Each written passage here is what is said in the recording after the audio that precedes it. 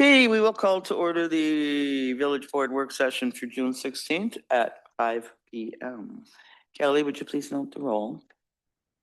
Announcements? I have no announcements. Discussion items. We're going to kick off with discussion regarding priorities for the 2027 budget. Brandon. Excellent. Thank you so much. Good afternoon. Hope everyone's doing well and everyone is in chew. Well, no, I'll be fine. Well, I say that, but now it's kind of. Yeah, let's do it. Thank you. All right, so we've mentioned a few times here about how we're going to be starting our 2027 budget process. So we wanted to put together just a quick presentation here, just kind of going over some of the priorities of the 2027 budget, kind of a review of 2026, where taxes were spent, the relationship amongst assessed value and property tax, looking into 2027 and getting into some details of some high level budget impacts, financial goals and objectives, and next steps within here.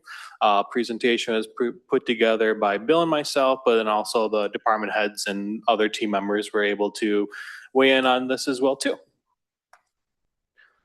So to begin with, we can kind of take a look and review of 2026. So if you didn't know, when you look at your local property tax bill, it is not just the villages portion that's on there.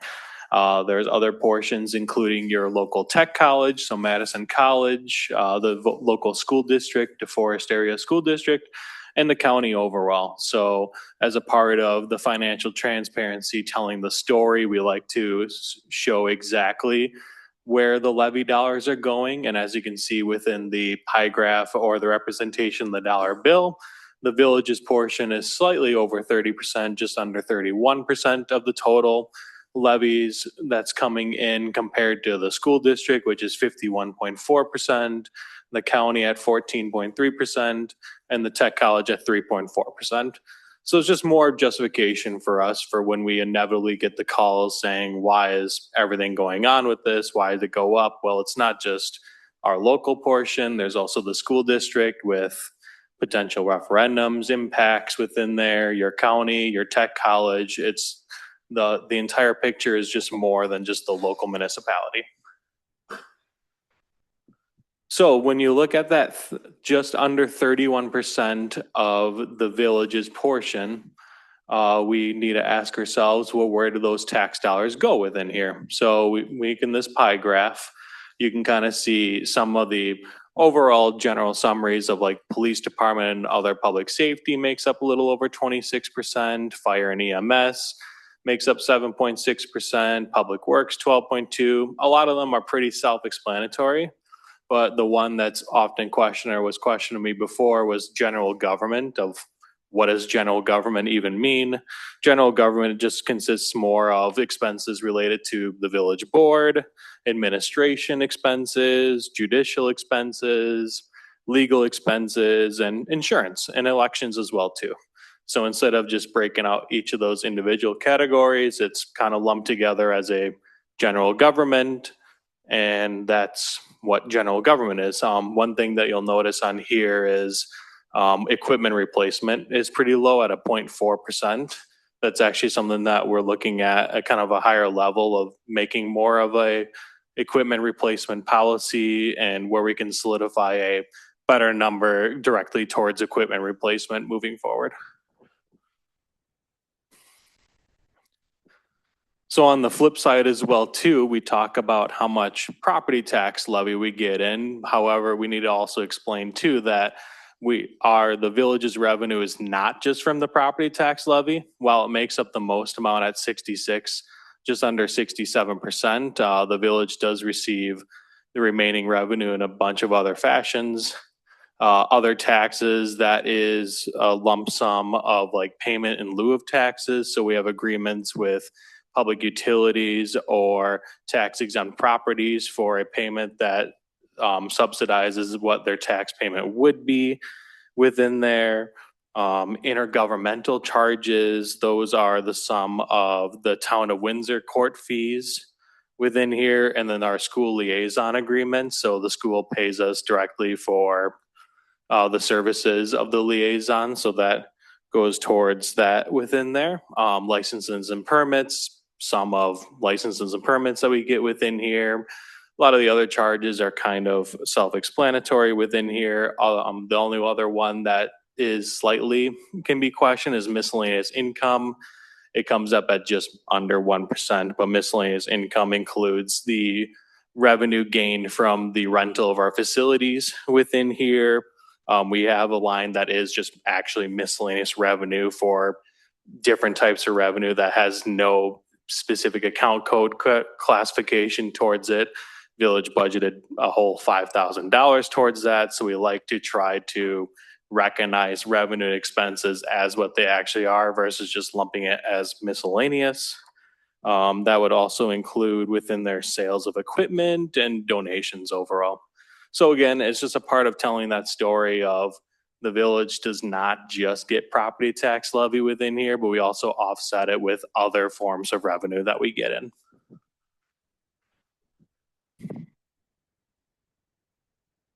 Okay, get the animations all done. Okay.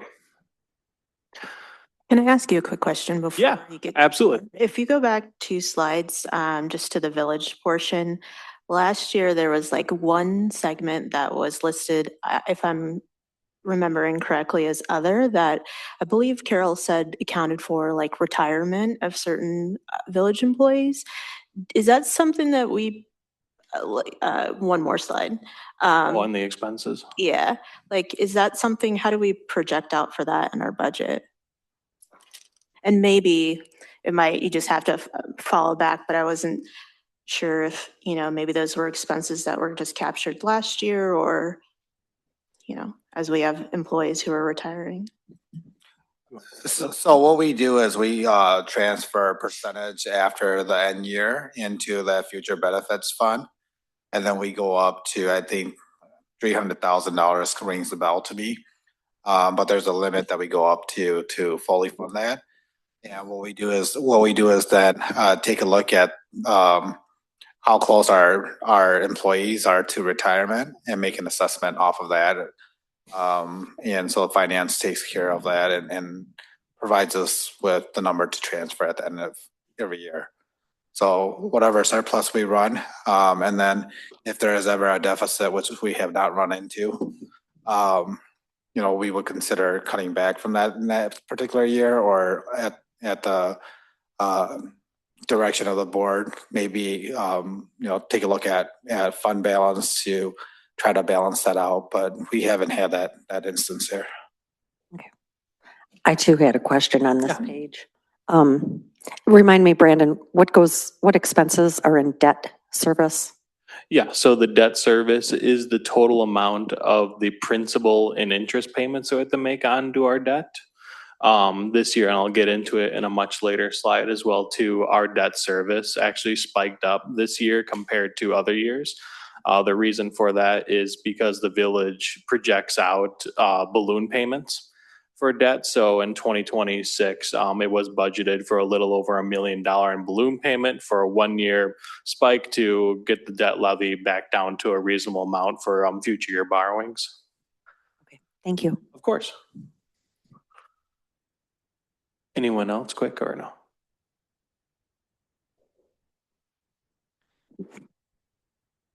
I was going to ask this later, but might as well now. The debt service, how much of that is projected from our TIF expenditures? In terms of like a percentage of the overall debt service? I'd have to break it down and see exactly what the percentage is, but I can get back to you on that. Okay, go back to this slide. Thank you. So each year the village gets new assessments within its houses or within the entire village. So we have to take a look at the comparison of 2024 to 2025. The total assessed value of the village in 2024 was just under $2.1 million. In 2025, that new assessment came up to 2.36 million, which is up 12.88% increase overall the assessed value, summarizing to 270,000 of increased assessed value within here. So when it comes to assessed value, there's formulas in the background to figure out how much your budget you're going to be allowed to increase off of that with the levy. So it takes your allowable levy and you subtract off your personal property payments and you subtract off debt service as well. And then you multiply it by a figure that DOR has calculated for a net new construction. So that 7.9% next to the budget increase of 1.2 million is the village's net new construction last year. So that allowed the village to increase its levy capability by just under $600,000 for the levy within there for how much property taxes we're allowed to levy. So looking at 2025 compared to the 2026 budget, the expenditure budget itself increased from 12.6 million to 13.8 million, which is a $1.2 million increase. Just under 600,000 of that was covered by the levy portion. The remainder was covered by other offsetting revenues that we kind of classified before within there. So when you take a look at that as well too, we like to look at housing within here and just kind of how the impact of what that is. So on the left side, there's the 2024 column, which we categorize as a house of 200,000, 300,000, et cetera, down there. You take the 2024 mill rate, which is $5.76 for the village's portion. Again, that doesn't include the school district, tech college, et cetera, within there. And then you come up with how much the property tax dollar was. So for example, 200,000, the mill rate of 576 was $1,153 for that year for the general property tax. With the new assessments in 2025, that $200,000 house was actually now valued at $200,500.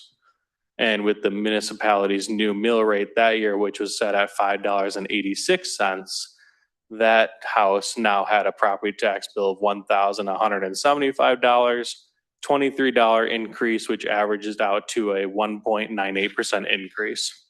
So going down, you can kind of see how each of the houses within here have kind of fared throughout normal increases. Hey, Brandon, before you get too far ahead, can you go to the last slide, please? I just have Absolutely. a question on the bottom of that.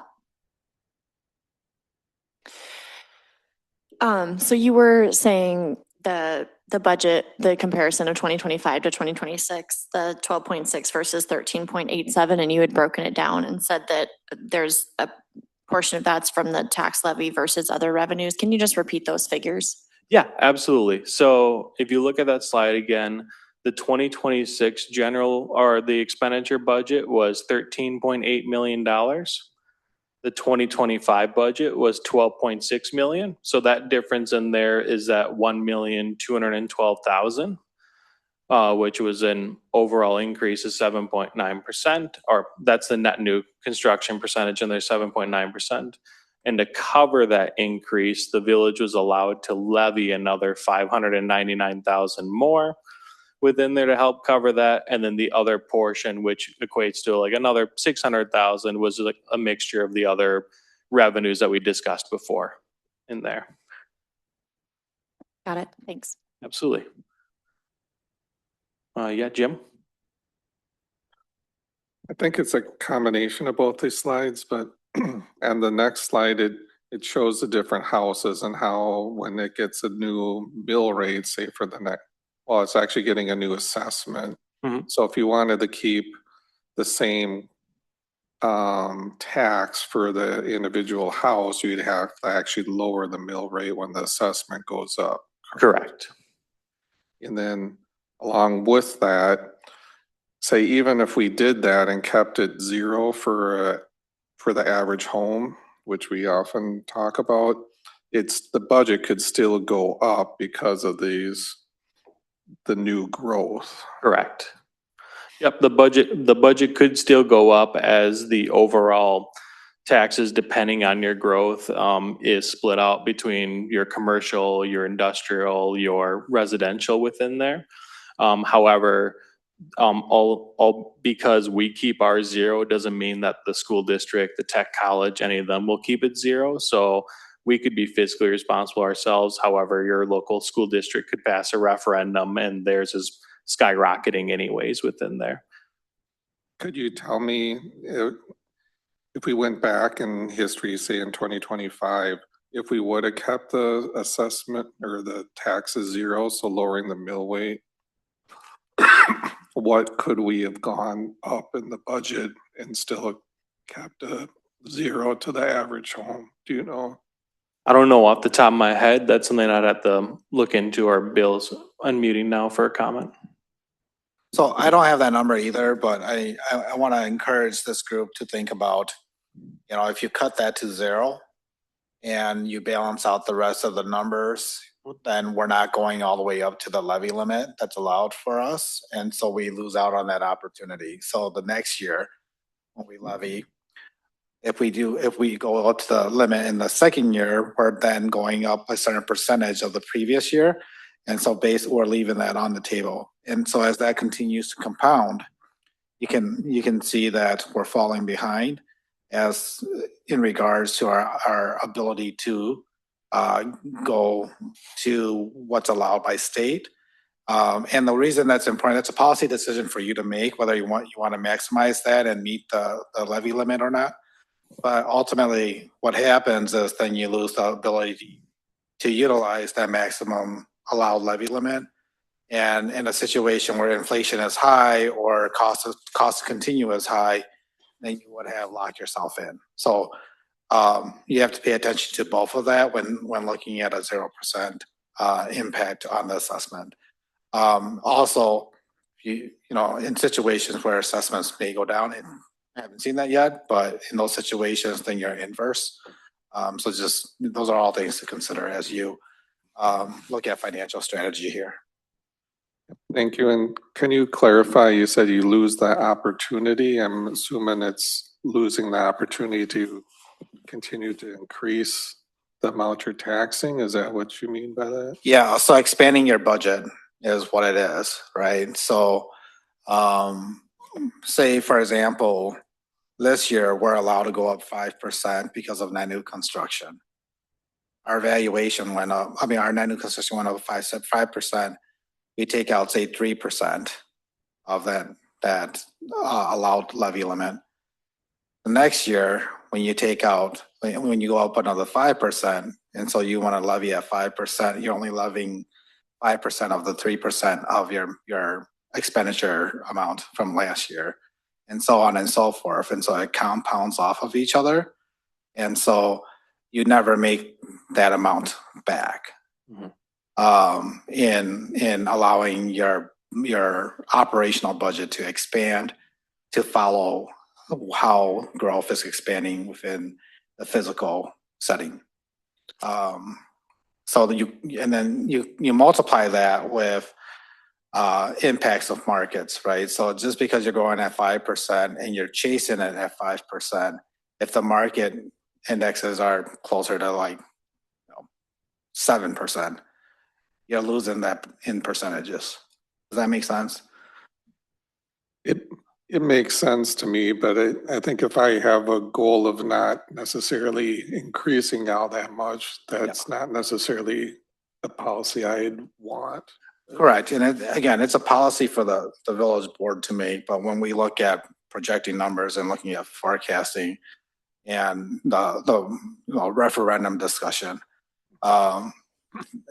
that's what we kind of look at. And then understanding also that, the net new construction calculation is based off your current equalized value. So what you build next year is in the same amount of dollars, is less in percentage than what you would have built the year prior. And so it's working against you there too. Okay, thank you. Something else I'll add as well too is that, like Bill was saying, it's based off of equalized value, and every year getting up to a percentage of the equalized value makes it harder.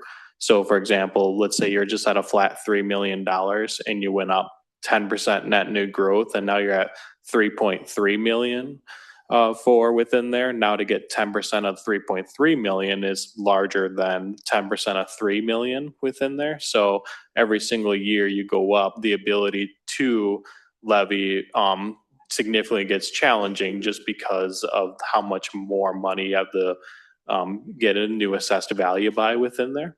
So the ability to take out as much as you can is definitely needed, and also to get other revenue while the village gets 32% other revenue from everywhere else. It's challenging to make up. Let's say we need another 10% on there because there's not way too many other opportunities. We already partner with another municipality for like fire and EMS in there. We can't just get more state aids to get state aids. Unfortunately, the state will only allow and only grant us so much.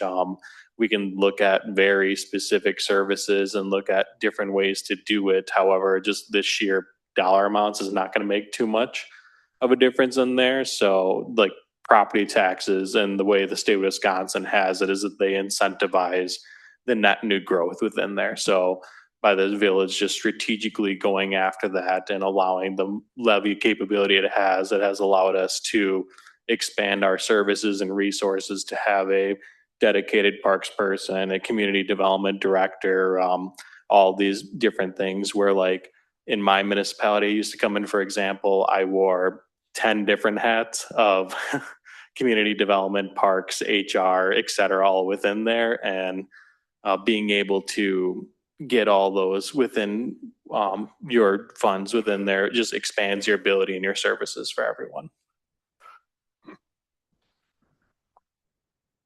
I just punched some numbers into the budget worksheet, and to reduce it, Jim, to a 0% impact you'd have to cut about $200,000 from the budget currently.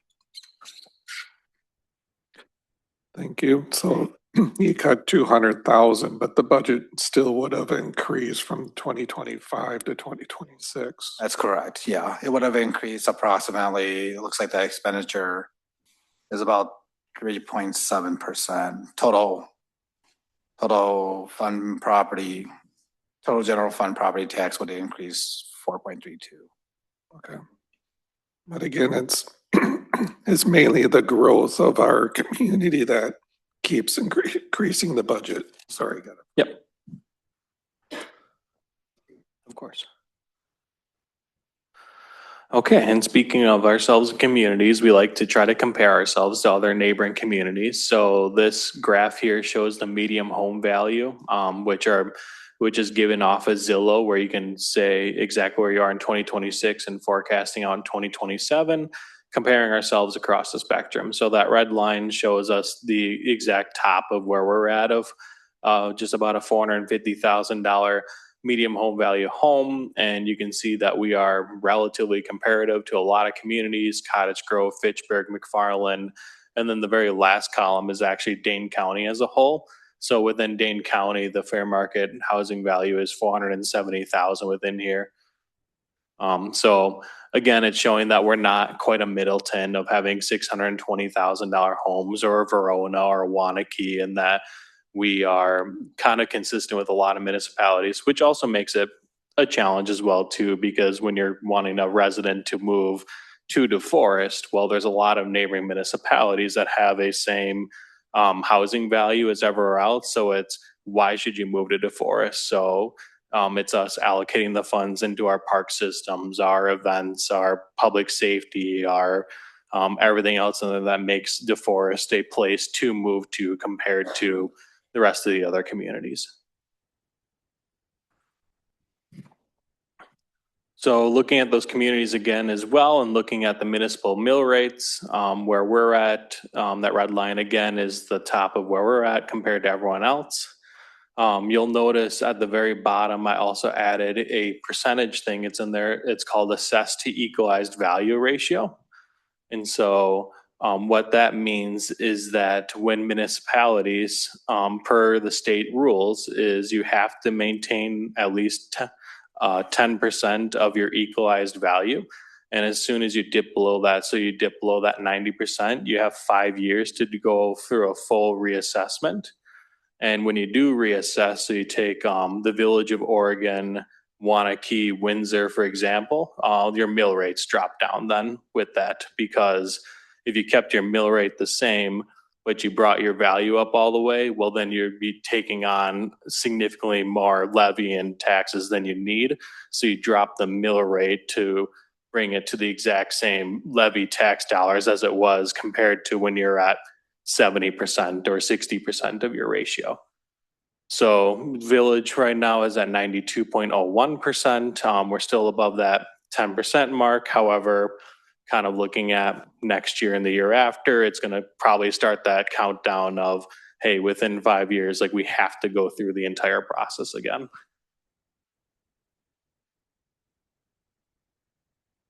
So looking a bit further and comparing ourselves to Windsor and Wanakee, for example, we wanted to look at how do we compare when it comes to total revenues, expenditures, our mill rates, et cetera. So the actual figures I want to focus on is the the deficiency of revenues over expenditures and the taxes collected. So if you look at DeForest, our deficiency and our taxes collected match exactly to a $0 figure, but Windsor and Wanakee do not. So in budgeting 101, you always want your budget to be zero. So for each of those municipalities to make up their budgets, they actually utilize their fund balances to fix those. So Windsor had put in 431,000 of fund balance expense, and Wanakee put in 504,000 in their budgets. It's a move. It's not a recommended move, as fund balance again is for your emergencies, your one-time situations. If any of the storms we just had here recently caused catastrophic damage and it's nothing that we had budgeted for, well, we have a healthy fund balance reserve to help pay for everything within them. So generally, I mean, our budget policy, which was another attachment to all this, we like to budget to zero and not utilize our fund balance when we have to.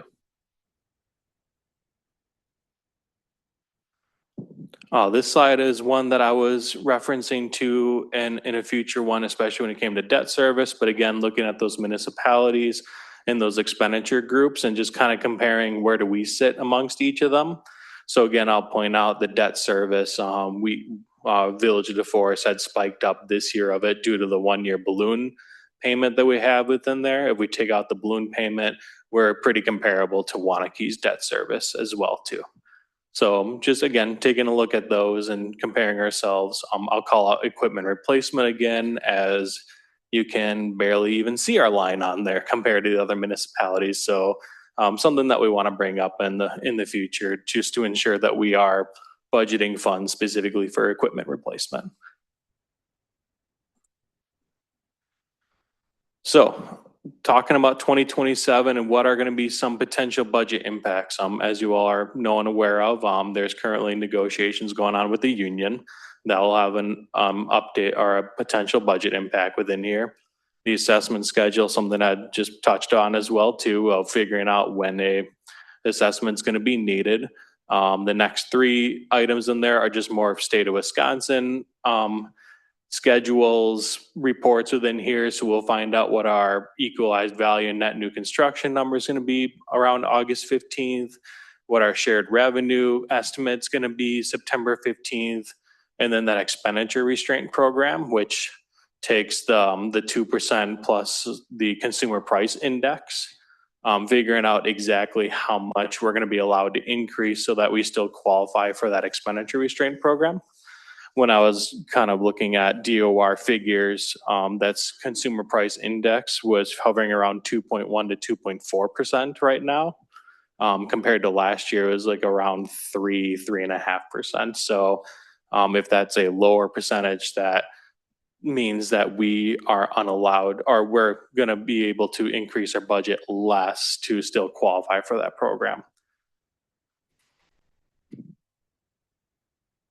So taking a look at the Village's strategic plan, this is a slide that similarly matches last year's, but again, taking those strategic goals and objectives, and we're trying to correlate them within the budget as well too, but highlighting key words. So high quality of life, social connectedness, cool and creative events, land attraction tools, all these things are things that your village team, finance, department heads, we all think about when we come to our budgets as well too.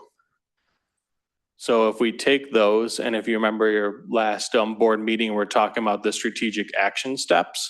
Well, looking at those action steps that are projected out for 2027, these are the specific steps in there that may have a budget impact in here. So develop a process for testing written processes and refining if needed with employee input. So that may have some type of budget impact within the budget, identifying a vendor to build policies, so on and so forth. Each one of these, we could argue that if we do this step, there's going to be some type of budget impact on that.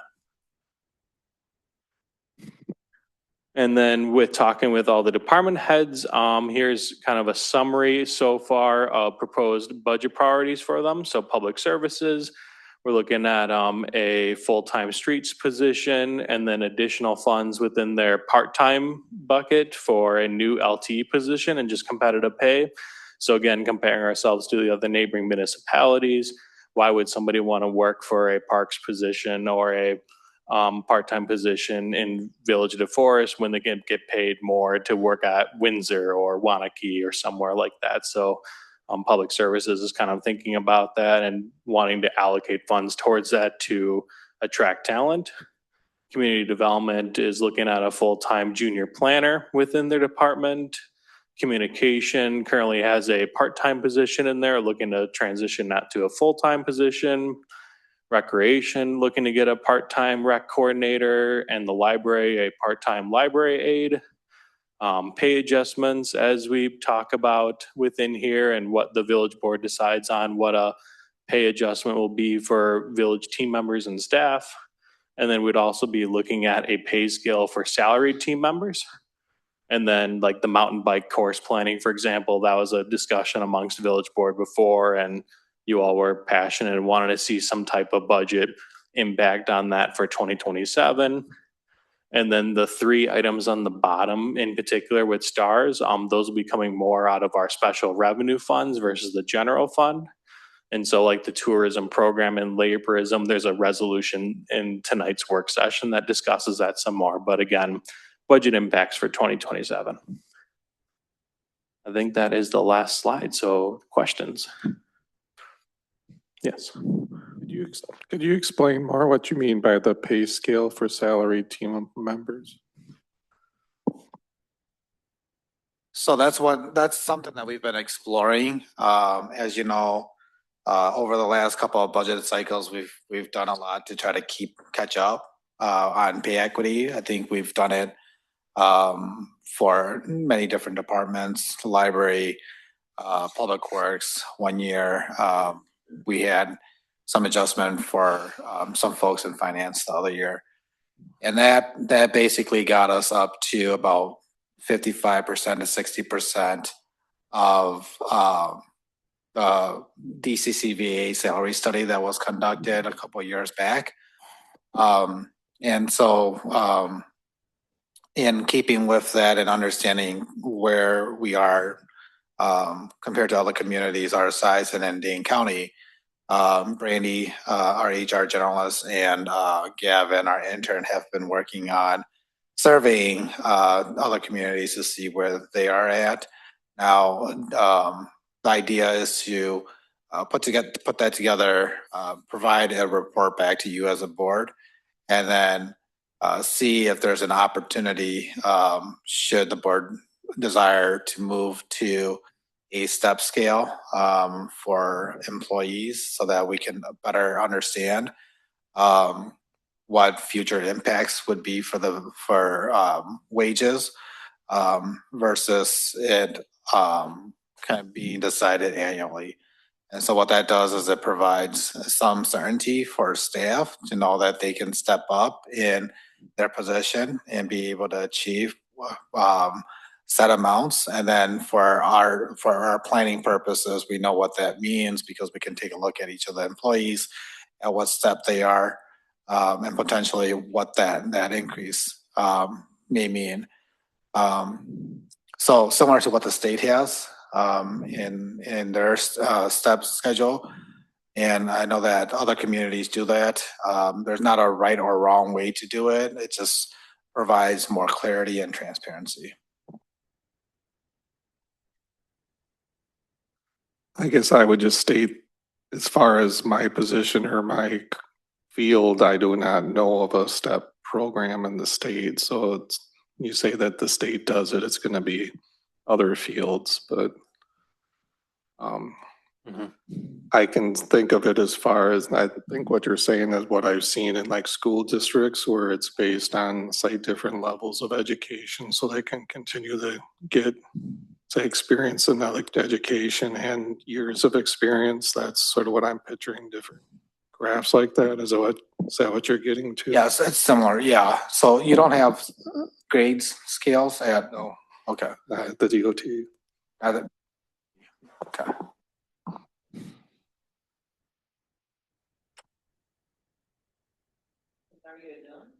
Yeah, any other questions? Brad? One of the questions I had was about policies. You had something like the maximum of 25% or something like that you're gonna have for general revenue or whatever it might have been, and that you're not gonna go over that. I thought I made a note to get exact, sorry. But one of my questions was, why wouldn't we use, if we had overages in any of those areas, to pay down debt service? Overages to pay down debt service. Yeah, so if that's, we had, go ahead. oh, no. So like, for example, this year when we had the balloon payment, that is taking like some overages and paying down debt service within there. Instead of like taking out extra debt to pay that out, like the fund balance for like Fund 400 within there actually did go down for that overage or for that balloon payment. So yes, the village actually does do that. Okay, great.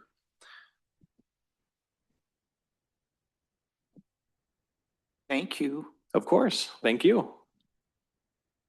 Your next presentation is regarding Agenda Management Program Granicus.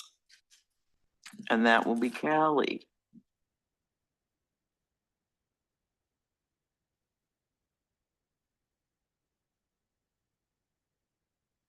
Go ahead, Jim. So I think it was in our packet, but not necessarily presented, Brandon. There was the different policies, and I wonder how we maybe want to talk about that, or should I, if I have suggestions and possible changes, should I submit that to Bill or you? Yes, Jim, you can submit it to us. I know that you requested it to take a look at it last year. We didn't get comments from you last year. So if you could submit it. Okay. We'd appreciate it. Yep, that's just more of a review for you all, and if there's any suggestions or anything, send it over our way.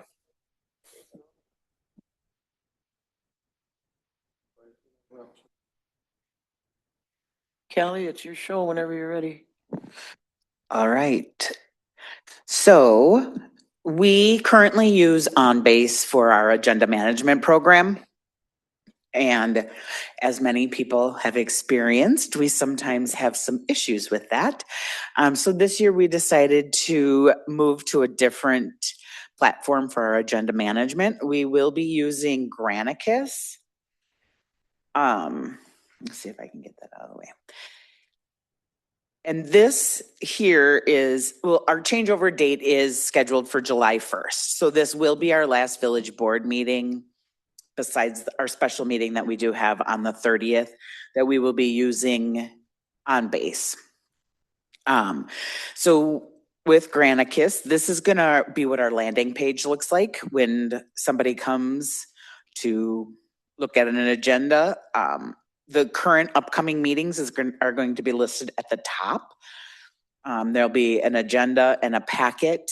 I am currently still working with them on some formatting. If I click on this agenda, you can clearly see that the formatting is a little wonky.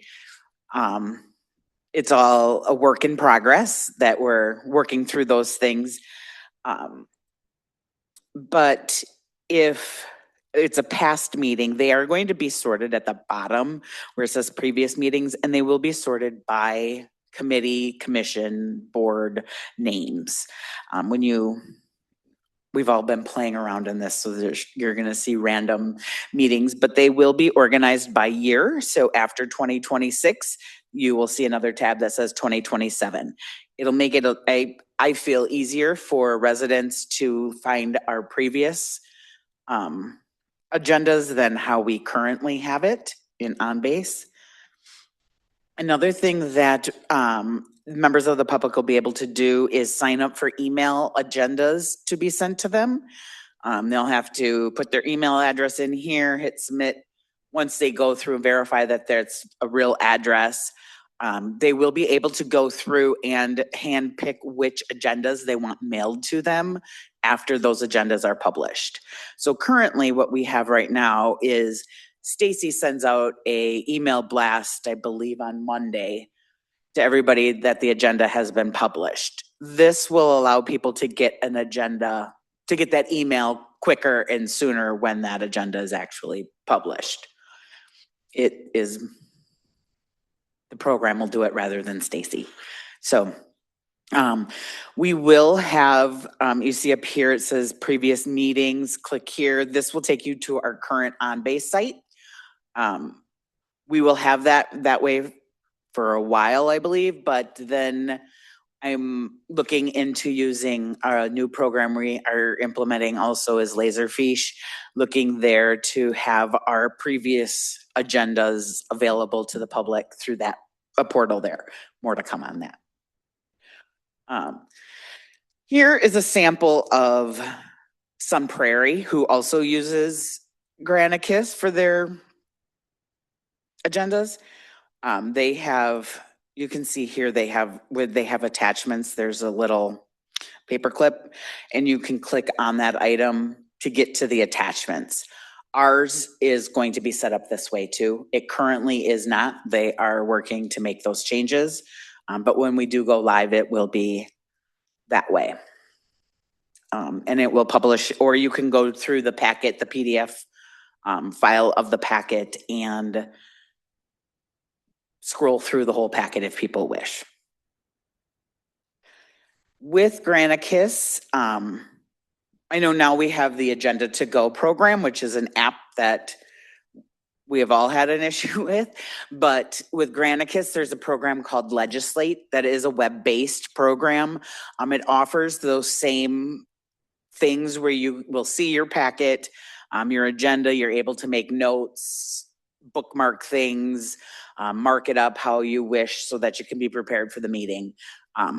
I will be, now that I have presented this to you guys, I will be setting everybody up in the program. So you will get an email to create a name, a user name, password, and that will be your login to the website. And I will email out that to, you can just bookmark that link in on your browsers. So, any questions? Quick question. So I'm not familiar if you have to subscribe now for the updates. Will the list automatically be sent over to the new program, or will everybody have to go and resubscribe? We are, to look to Stacy, we are working to import what we have, but people will have to go and they'll just get the village board. So if somebody wanted the planning and zoning emailed to them, they would need to go and physically update their stuff for that. Any other questions? I'm just assuming we'll send some communication out to people to let them know. Absolutely, yeah. Yep. Thank you, ma'am. Perfect. Department updates, administration, Mr. Chang. So last week we met for the first time to negotiate the union contract with the police officers. I think that was constructive. It went well. I would like to say that hopefully we can get that negotiation concluded earlier than normal this year so that we can have that in front of you, and so you can understand how that looks like going into the some of the budget decisions that you'll have to make later on this year. You should have received, if you subscribe to the League of Wisconsin Municipalities, an invitation to the Civic Connections. That is their fall conference. And so that is in Appleton, October 7th through 9th. So please let me know, and Kelly know if you're interested. We are budgeted to be able to pay for our conference costs. However, we are not budgeted for travel and lodging. So if you are interested in that, come and let me know, and we can discuss further about how we can make it work for you. Thank you, Bill. Finance update, Brandon. Yeah, so 2027 budget's kicked off. We're just having some high-level conversations amongst the department heads and getting their spreadsheets up and coming in ready to go. Today, besides budget, we had a meeting with Quarles, who is a bonding and rating organization. So when we had just done our parameters resolution for the borrowing, we need to get recertified or graded for our borrowing. So we had a high-level meeting with them to go over village operations, the financials, and their preliminary scorecard has us graded as a AA1, which is their second highest tier, which means we're very low credit risk. I was meeting with Moody's. Moody's, thank you. Sorry about that. Thank you, Brandon. Chief Olson, Police Department.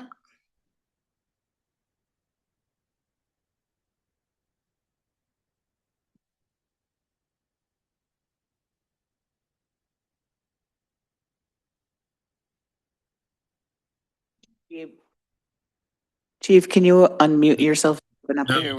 Yep, thank you. Sorry about that. Yeah, one update. Last month, Officer Jared Coffrin was awarded the Dane County Chiefs of Police Officer of the Year Award for last year.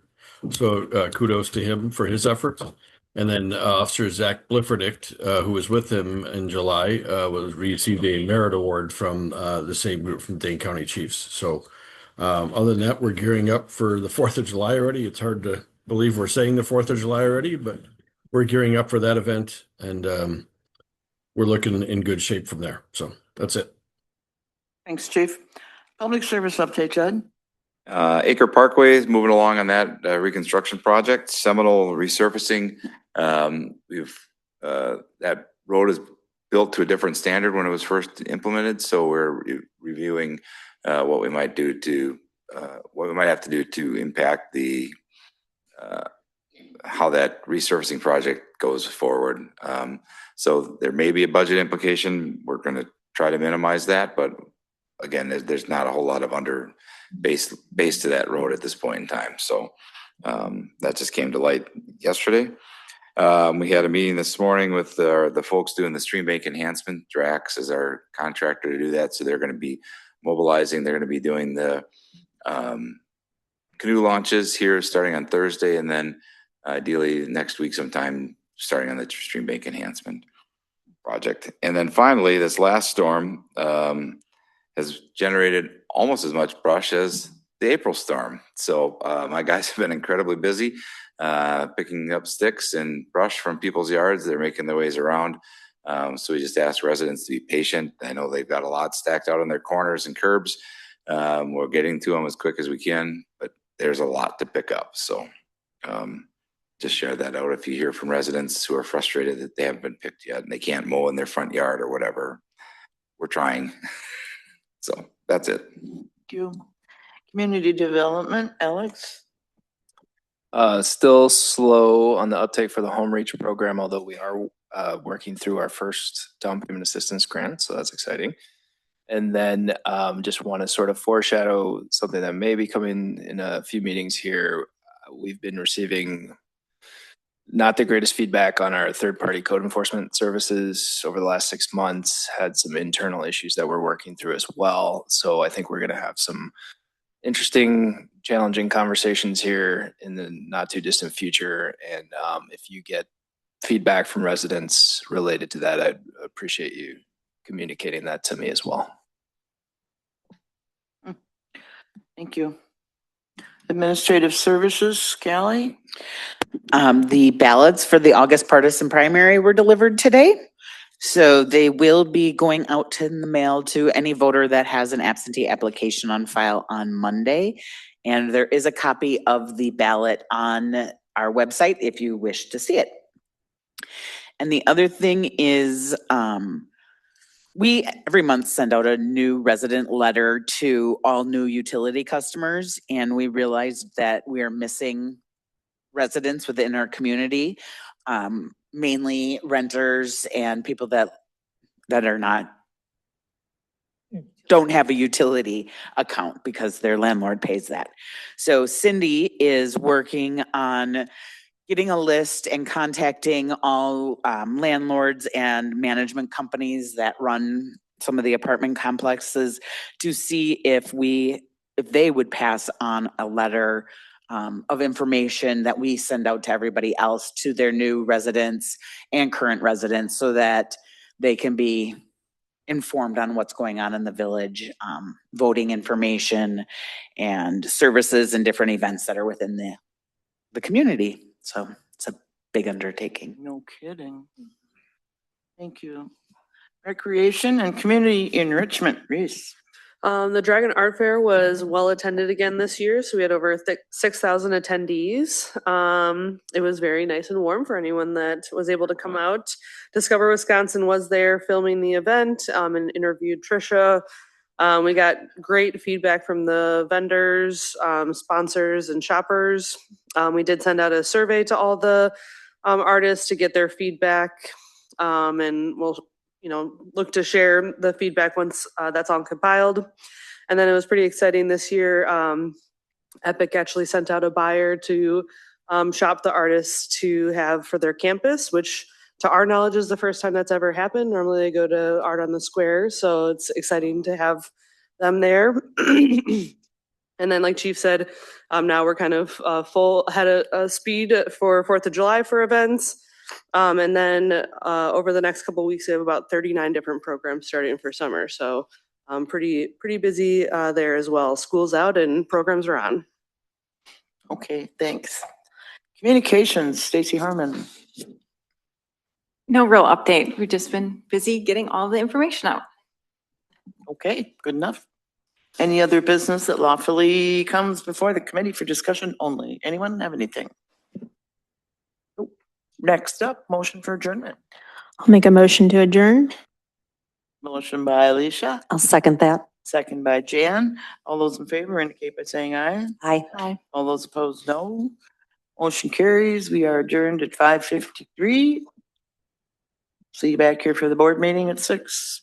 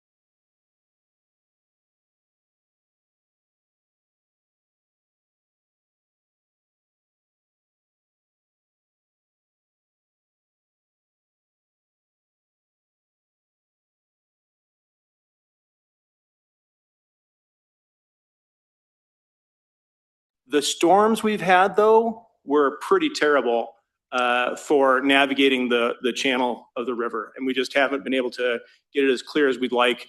The village does an amazing job helping us do that. But with that many trees coming down, it's pretty tough. So it'll probably take us through the fall cleanup to get it back to where it was before the big storms. The spring cleanup though, we had an amazing showing. Jeff talked to the high school, and usually we'll get a couple youth who are doing community service time to make amends. This time we netted like 25 honor students, and we've had honor students and those making amends at the same time, which is kind of like, what's that teenage movie? Breakfast Club?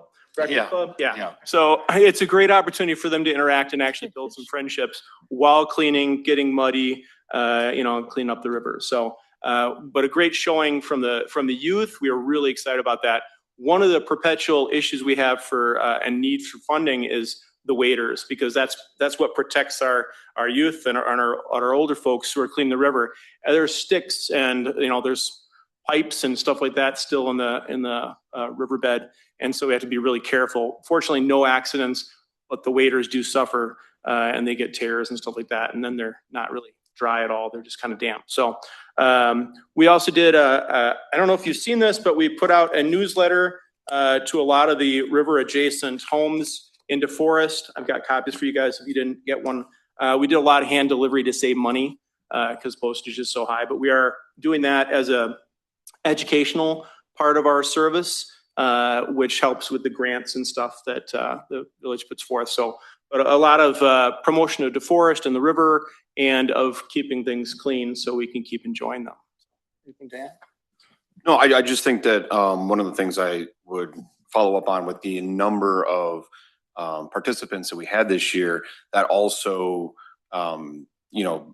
stresses out the resources that we have for either canoes and or waders. So of course, the more people you want to help and you want more people, we need to be able to supply them with gear to do the work. We do have other donors. Fiskars donates a lot of the tools that we've had. So we have loppers and saws and things like that. They donate that. That's been really helpful. But that gets, a tool in most of the people's hands. But also, one of the things is like canoes where we put the trash so that we can portage it out of the river. So that's one of the things that we have in our budget to help with is the waders to help, protect the people, and then the canoes to help, travel, carry the gear, carry the waste, get it out of the river. Yep. I would add too that we have two chainsaws. One works sometimes, one works most of the time, but they leak oil. They're old gas ones, and I don't want to bring in the water anymore, because the last thing we want to do is bring in, oil or gas to the water. So at some point in the next year or so, we're going to be looking to move to electric. I've been watching them and they're getting really good. So I'd much rather have people using electric near the water than the gas and oil. Cool. Thank you, gentlemen, and thank you for everything you do to keep that river flowing clean. Cool. We'll leave some of these samples out for you. Brad has a question. Yeah, I initially thought the next steps of installing the pole was strange, but then I thought, oh, it's continuous monitoring equipment. So your handheld is just like spot checking throughout? Got it. Yeah, and they do 7 to 9 spots, different tributaries to the headwaters. This is Dan Paulson. He's been doing it for 15 years. And they report that into the DNR system, which then compiles it all to kind of look at river health and temperature, dissolved oxygen, which, if it spikes the wrong direction, you could lose your fish. So, yeah. Jim? Sorry, I'm on the Friends board, so I'm trying to refrain from talking, but you did say Dan Paulson, Dave. Yeah, I meant Dave. Anyone else? Okay. Well, I would take a motion for rewarding the funding to the Friends of the Yahara River Headwaters. I'll make a motion. Motion by Jan. Is there a second? Second by Alicia. Is there any further discussion? All those in favor indicate by saying aye. Aye. All those opposed, no. Motion carries unanimously. Thank you. Could you please note that I abstained from the voting? Oh, you did? Thank you. Kelly's got that. I can't see over here. That's it. Thank you, gentlemen.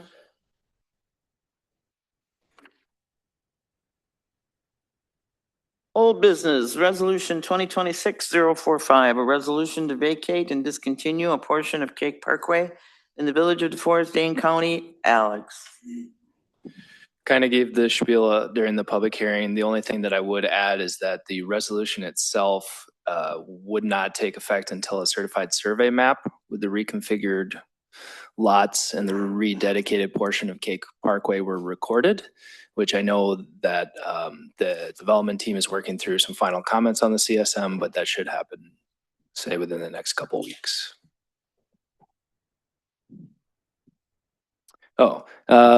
So for the benefit of those who are online, and I think we might have been muted for the first part, this vacation is associated with a development along Hickory Lane for a distribution facility. That development has gone through its entitlement process, has a certified survey map, an infrastructure development agreement, site plan, and conditional use permit associated with it.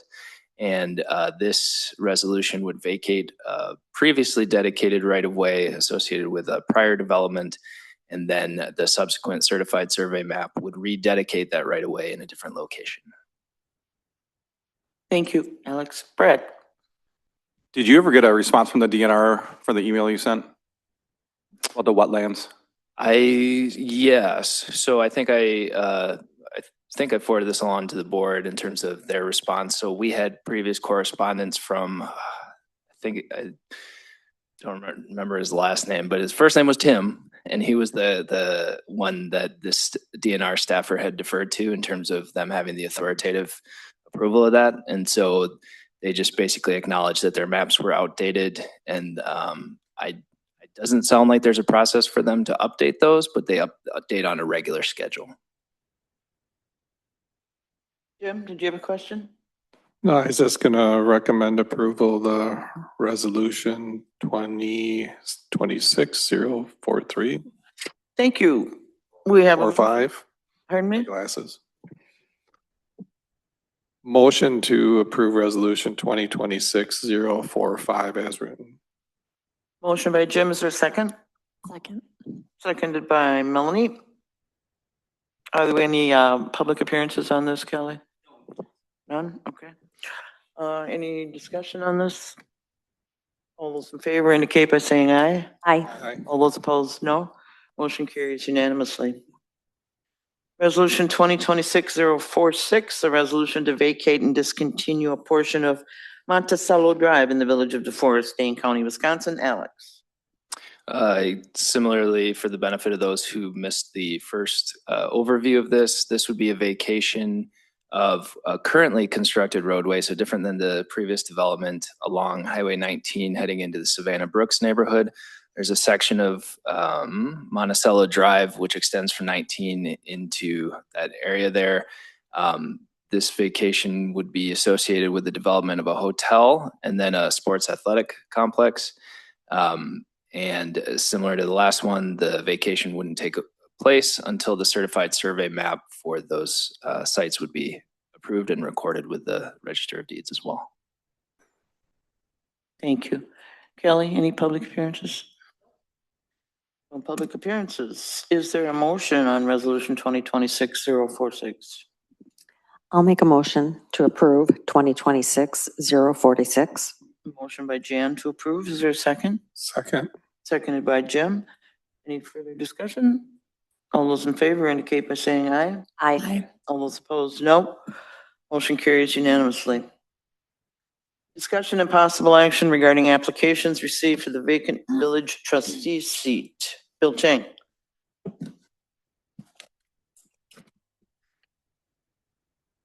Okay, so included in your packet are the applications submitted for the vacant trustee seat. We received 5 in that application period. So per the policy that was adopted by the village board here, at this point, the board needs to decide potentially up to 5 who they would like to interview. Now seeing that we have exactly 5, you can decide to interview them all, or if you want to go through the process and procedure, I think we're prepared here for you to provide your recommendations to move forward. I'll answer the question first, I guess. I can answer the question first if Brad has a question. I was just gonna make a motion to move all 5 to interview stage. Motion by Brad to interview all 5 candidates. Is there a second? I'll second that. Second by, I think I heard Melanie first. Any discussion on that? Bill? So as we move on to the interview process, we have that scheduled for June 30th, starting at 5:00. To provide us a bit more direction, I'd like to just clarify how many questions you would like to interview with, and how long of a time frame do you want to provide the candidate to provide a response?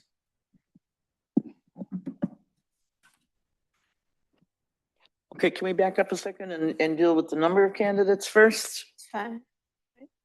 Yep. Okay, we have a motion and a second to interview all 5 candidates. All those in favor say aye. Aye. Aye. All those opposed, no. Did I do something wrong, Jim? I guess I'm looking at Kelly. Do we already do that? No. Did it fall? Okay, so good. So we pass that unanimously to interview the 5 applicants for the trustee seat. Did we have any public appearances on this, Kelly? No, we do not. Okay. Bill, what was your second part of this? I'm sorry. Yeah, so the second part is as we prepare for the June 30th meeting for interviews, I'd like to understand how many questions you want to prepare for the interviews. And assuming that we're asking each candidate the same question, how much time are you going to allow for each candidate to answer that question? Suggestions, folks? What did we do last time? 5 questions at a minute and a half of these. It's 90 seconds. 5 questions in what? What period of time? Minute and a half. Yeah. That seemed like a good amount to me to be able to get people's perspective, and there's only 5 this time instead of 10. So I think I'd be in favor of continuing that. Okay. Well, you've been there, done that, Brad. Is somebody down here got a question? Jim? No, I was just gonna agree. The only thing that I would like to have, being that there's 5 questions and 5 applicants, I think each one should go being the first one to answer a question each, rather than that's sort of unfair if it gets messed up. You know, I didn't hear all that, but you're saying I'm just saying that for everybody, second question for everybody? I don't want one person to be the first every time. I think it should be some sort of rotation. I question if it should be a consistent rotation, because you might have one person continually following another. Maybe it needs to be varied a bit, but I don't know like how that works. For the last time we did, I just put the names in a randomizer There you go. for each question, and that's how the order we did. I like that. And if the same person kept coming up, then I would just do a different one, so that we never had anybody that always was first or always was last or always in those same spots. Can we have it as a randomizer, but just make sure that each person gets to go first once? So like you could select who goes first for each question and then randomize the other 4. Sure, that's no problem. Quick question. Are we including opening and closing statements as well? From the candidate? I would recommend just get to the questions. It's up to the board. That's my 2 cents. Go ahead, folks. I'd say let's just get to the questions because everybody submitted Right. further paperwork, so I think we're good Anybody there. else? Yeah, that's fine. I think mine was more so for the public watching, but I think also the submission is available to everyone else, so that makes sense. Yeah, public can see it online, all the information, so. Let's see. Okay, you want randomized and It's important who goes first. Yeah, I think I have what we need here. Okay. You need, is that it? You don't need anything more? Yep, that should be it. Jeff? What about questions? Should we submit questions to you, or do you have? Yeah, if you have questions that you want to ask, send them to me so that I can make sure that they're not, make sure that they're in line. I do have a list of questions that I've been collecting, and so I can offer those if I do not receive any. I know that we've also posted online that if any member of the public wanted to submit their questions, that they could do so also. That deadline has expired. That was, I think, today, that it expired, and we did not receive any additional questions for this round. Okay, that's settled. Next up.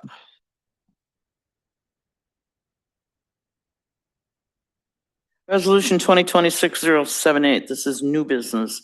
Resolution authorizing the village president and village clerk to execute an agreement with the DeForest Windsor Area Chamber of Commerce for tourism promotion services.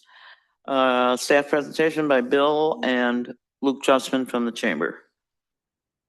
Want to come up to the microphone here, Luke? Thank you. Yeah, first I'd like to introduce Luke. He is the new executive director for the chamber. And I don't know if he's met everyone here, but he's been doing a great job making the rounds and introducing himself and then talking about or giving updates about the chamber. And I'll give him a bit of time to do that here. I first want to explain the proposal here and kind of the situation that has brought up this item for discussion. So as you know, the village currently has two proposed hotels in DeForest. These are our first two hotels within the municipal boundary. The first one being the Hampton Inn off of County Highway V. That's an 80-room hotel. That's under construction currently, and we expect that to be concluded with construction later this year. The second hotel is a 89-room Marriott Town Place Suites being constructed in DeForest Yards on the south side along Highway 19. They are looking to break ground middle of July here. We expect that to be about a 15-month construction. So as you can see, we're going to have approximately 170 rooms available. We do currently have an ordinance that collects room tax. And so we are currently collecting off of, I believe there's some cabins at the campground, and then there are Airbnbs that we collect from also. We have not done anything with those funds. They're just being reserved in a tourism special revenue fund. Currently waiting to be utilized.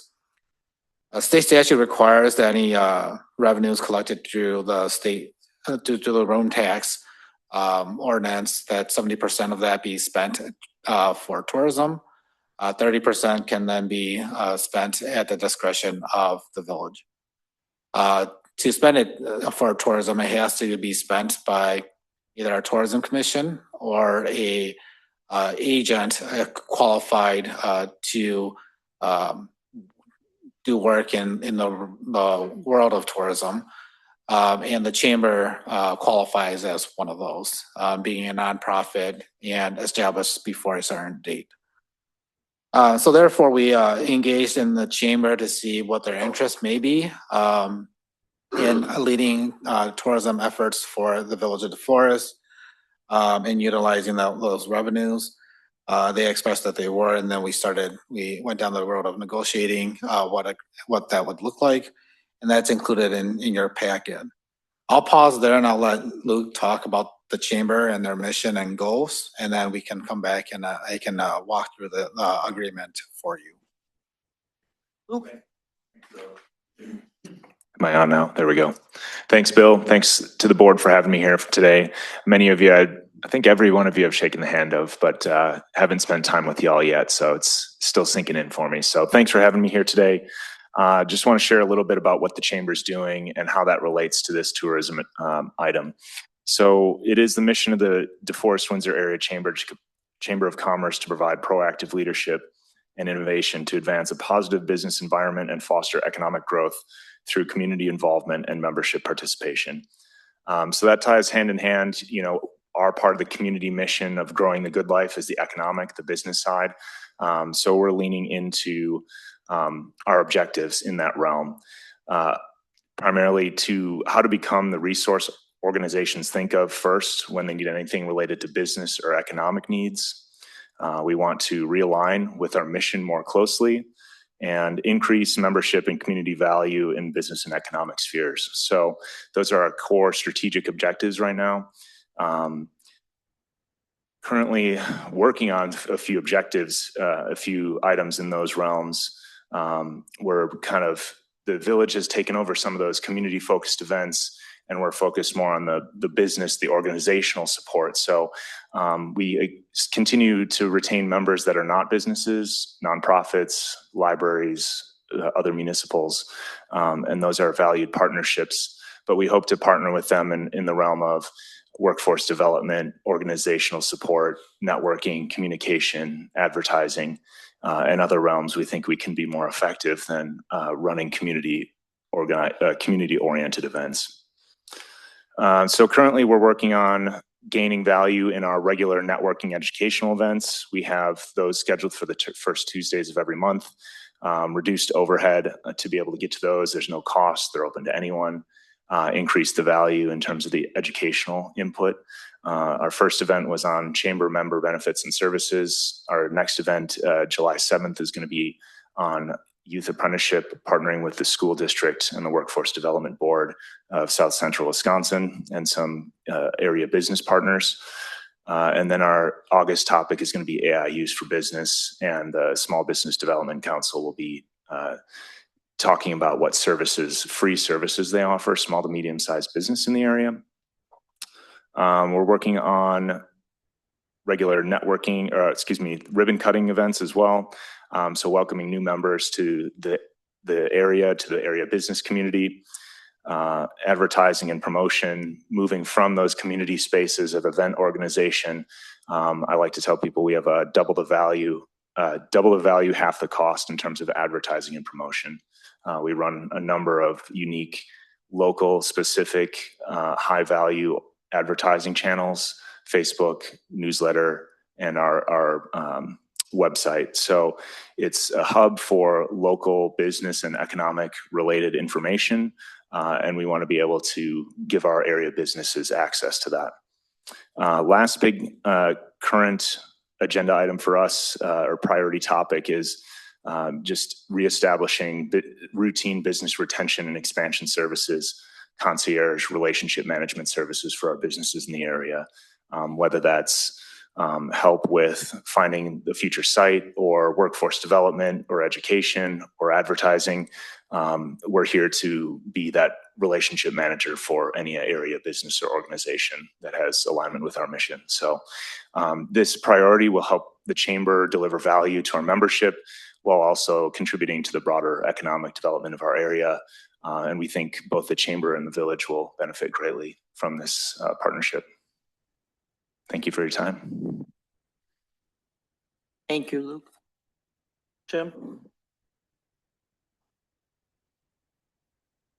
Thank you for coming here, and I appreciate a lot of what you said as far as like growing business and things, but what I'm a bit puzzled in is that this is money that's supposed to be directed towards tourism, and I just heard a lot about business, and I wonder how this plays into, say, your mission, because I know of other communities that I've worked in where they have directly a tourism board or whatever they want to call it. So I'm wondering if this is going to be like an offshoot of the chamber, or I know in what we're probably going to go over soon, they talked about hiring staff. So is that person going to be directly tourism related? So that's actually potentially changing the mission that you just went through, because it's a different service than I think what you just ran through with us. Very great and core question to the nuance of doing it correctly. And I think the way I'm envisioning rolling this out is as a new division of the chamber, new website, new Facebook, new social media. The position would be entirely independent. Tourism and marketing director. So that person would report to me at the chamber, but they would have oversight with the report jointly to me and the village through Bill and Alex. So the job description, the reporting, the financials, the strategic oversight is all a collaborative effort between the chamber and the village through the admin and the community developer positions. But we would be spinning it out as a separate division of the chamber, but as part of the chamber. And the overlap is not 100%, but it is there. 20% of our membership would fall in the category of tourism-related industries, restaurants, hotels, attractions, various other services, and those realms are only growing. Thank you. So I'm happy to walk through the agreement here, and maybe that can provide some clarification as to what we are anticipating here and proposing. And then we can talk a bit about how potential implementation looks like as we move forward. We know we're kind of early to the bat here in that we're not actively collecting room revenue from the hotels yet. But as you can see, there are a lot of questions, and what this agreement does is helps to confirm that there's a desire from both sides to enter into such a relationship to build this program. So with that being said, the first section here just defines what exactly is tourism promotion and tourism development services. Covers everything from marketing to information services to recruitment of conventions, sporting events, etc. And then it also dials in on what particular activities the chamber will provide, especially providing a dedicated employee. And so it specifies what we intend for the employee to be. It was very important to us as we developed this agreement that we ensure that the dollars that are created from hotel rooms in DeForest went to benefit the hotel rooms and the hotels in DeForest. Now, if it ancillarily benefits other communities, I think that's fine, but the primary objective is to benefit the rooms in DeForest. We've written in here a number of protections for the village. So as with any other department, we are requiring an annual budget request from the chamber. And so we know exactly where those funds go. Not only is it something that we desire, I believe that on the backside, that there is an accounting that's required by the state of where the funding is going towards. As you can see, there's restrictions of use and quarterly reports on tourism promotion, and then the annual financial report to the village. And so the idea is that, you know, either myself or Alex will help guide Luke and the tourism coordinator or director along in this process, and so that we can adjust as we go accordingly. You'll also see that we've written to provide some flexibility in here in regards to the length of the agreement and ability to terminate the agreement in the situation that if it doesn't work, then, you know, we're mutually separating. At that point, then the village would then be responsible for looking for either a replacement agency or consideration of a tourism commission. So that's, you know, that's the highlights of the agreement. I'm happy to answer any questions in regards to specifics. You'll see that as part of the agreement, it creates this relationship, but provide some flexibility for the village and chamber to work through the job description to define what we really want from this.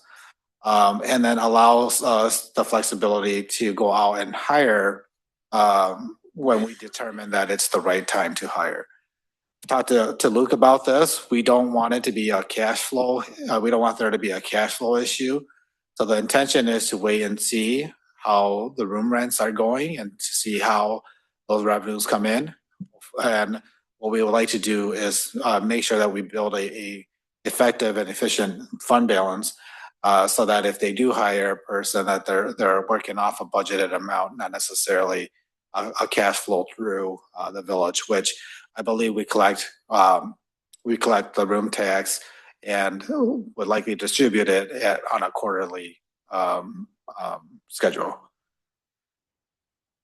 Happy to take any questions. I'll pause. I've talked a lot. I have a question. Brad had a question. Melanie. All right. So regarding the employee, I have two questions. One is regarding the scope of duties, and are there duties in promoting tourism tied specifically to these two hotel developments, or is it broader than that? And then what is the term of their employment? Is that tied to the term of this agreement, which is year to year, or something different? Yeah, so I don't believe that there's anywhere in statute that says it ties it to the hotel specifically, as long as the tourism activities are for the village. Al can correct me if I'm wrong on that. The limitation is the money has to be used to promote tourism that itself will generate stays in hotels. So there's no, the money doesn't go directly to the hotels that are in town. It goes to promoting events that bring people into town that will use hotels. And then in regards to drafting the job description and term limits, in order to do that effectively, I think we're gonna have to disclose it right on the job posting and saying that this is I'm probably not gonna say this right, contracted position by which may be extended. Okay, thanks. Brad? Yeah, I had two questions. One, just looking at, special events or other things that could be considered for tourism dollars. Could things like sponsoring the 4th of July fireworks be used for tourism dollars, or is that kind of out of scope for how we can use this funding?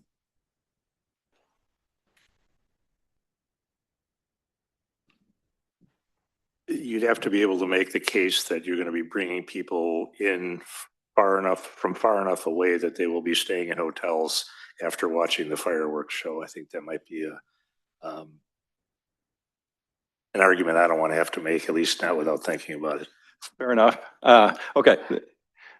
The other thing I have is I saw they anticipated hiring somebody by August 2026. So I think you might have partially answered that already, but you're not going to realize the full amount of the room collection fees for a year and a half. Is that really feasible to have funding until that happens? Yeah, again, it's our intention to kind of hold off until we ensure that the funding is there. I mean, there's no point in hiring someone just to terminate them. So I think, again, I believe that this agreement can be written to provide that flexibility if it hasn't already. I think the first line there under dedicated employee, it says upon notice by the village. And then the last line says it anticipates, just to put a date to it. But as we've discussed this further, I mean, we again anticipate that the revenues aren't necessarily going to be there to support a full-time employee, and we would not hire one until we have that set aside. And Brad, to answer your first question, we can definitely advertise in places like Chicago and Memphis for our 4th of July show.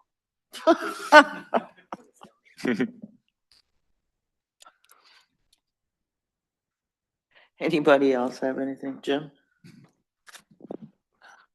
I just wanted to clarify, it's like, what dollars are we talking about? Because from what I wrote down, from what I read is like 315,000 is what you're anticipating. So that is 70% of what we plan on bringing in.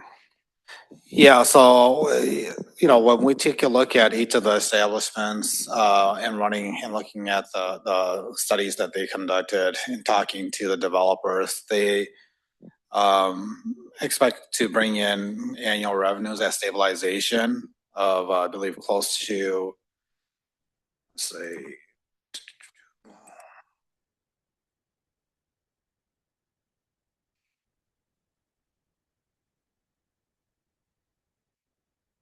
yeah, some of them are at like $215,000 annually at 90%.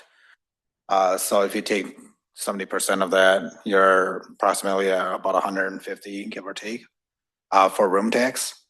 And so if you think about the timing of everything, so you'll have the first hotel, 80 rooms, opening up for service, about a year earlier than the second hotel. And so as you work towards stabilization, which is generally 3 to 5 years, is the maximum that they expect, since hotel rooms are not full all the time. So that's, again, it has to do with what their calculations of when they can ramp up. Now, the situations in each of the hotels are different also, whereas the Hampton Inn is really focused on primarily traffic that comes by and or specific events that will reserve that hotel. The Marriott Town Place Suite has a totally different customer base, and so it'll be interesting to find out who gets to stabilization first, even though one is built after the other. Does that answer your question? I think it answers my question. I feel like it's a lot of money when you're talking one salary. It seems like it's going to be quite a sum above that, and I'm wondering how that's going to be spent. But I think that's for the future director to figure out, I guess. Yeah, that's why it was important for us to include much more than just the position in the agreement. As it gives the chamber an opportunity to work with whoever they hire for this tourism position to get creative on what does marketing look like for tourism in DeForest. What kind of programs can you run?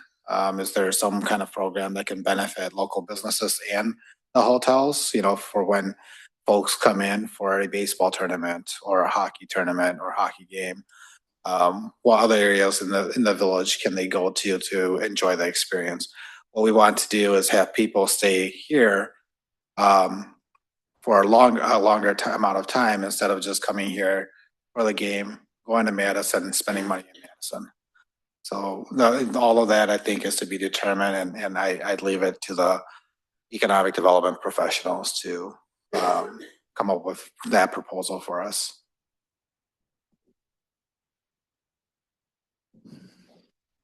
Jan? When Bill and I had our discussion today, we talked about this, and going back to when we were bringing these hotels into DeForest, I remember being sold on room tax, yay, yay, that's a great thing. It's an extra form of revenue. Nowhere in those talks or presentations do I remember this state law about 70% has to be used for tourism. Maybe it was there and I missed it, but anyways, that was a bit of a shocker for me. And I had a little bit of a hard time getting through that today. But knowing that now that we have to use the 70% for the tourism, what other things can it be used for besides a director's salary? A tourism director's salary? What other options do we have? Yeah, so 70% has to be allocated either to a tourism commission and or an agency to spend on tourism activities. So that's not necessarily defined to a level of detail that I think you're wanting in the statute, unless I'm wrong. So that does open up opportunities to get creative about how to utilize it, as long as on the report side, we can show that it benefits the village. I do want to say in regards to Jan, your initial conversation or our initial conversation and why I think hotels are generally desirable in communities. I want to remind folks that there was no tax increment financing used on either of these two projects. And the reason why I think that folks or communities want it is because they get not only the property tax, but can capture the 8% sales tax. So that's an additional revenue on top of what is the standard. So 30% of something is better than zero or 100% of nothing, right? And so I know that when I was hired, I was informed that, hey, we want a hotel here in DeForest. And I think there was efforts prior to me to try to get 2 hotels. If you remember, there was also a Cobblestone that was proposed in TID, well, first of all in TID 5 and then now in TID 8. And we provided tax increment finance for that. That's not going to materialize. And that just goes to reflect, even if you give money to or provide money to develop one of these things, that's not a for sure thing that it's going to happen. So I don't know, Luke, did you want to talk to any programs that you had in mind, or Al, I know you're itching to talk about the statutes. I wanted to first go back and say, first of all, with the hotels, I am glad they're here. And the ones that we are bringing in are Class Act brand names. So I'm happy about all that. But like I said, the shocker was that, wait a minute, we're only getting 30% of that room tax. So that's my concern. And I am kind of curious as to what other things that we might be able to use that for. If I could just give you one example that I can think of, and I'm certainly not a tourism expert of any kind, and I don't play one on TV, but right now you are spending tax dollars to promote regional tournaments for your athletic complex. There will be regional, maybe national hockey tournaments down at the ice rink down in DeForest Yards. All of that promotion, all of that sending out letters, sending out brochures, taking in registrations, that can all be paid with the tourism dollars, the 70% that you're otherwise paying your staff to do here. I would add to that other communities have actually invested in physical infrastructure for those sort of generating facilities too, maintenance upgrades and things like that too. Jim? I was just going to say, I've worked in communities where they've used tourism dollars for signing either temporary and permanent. And to kind of add a little bit into potential usage, the area events is a big one. You know, the athletic complex, GRB. There's a number of other, the DeForest, the baseball diamond Special Olympics is there. We could do the funding for that.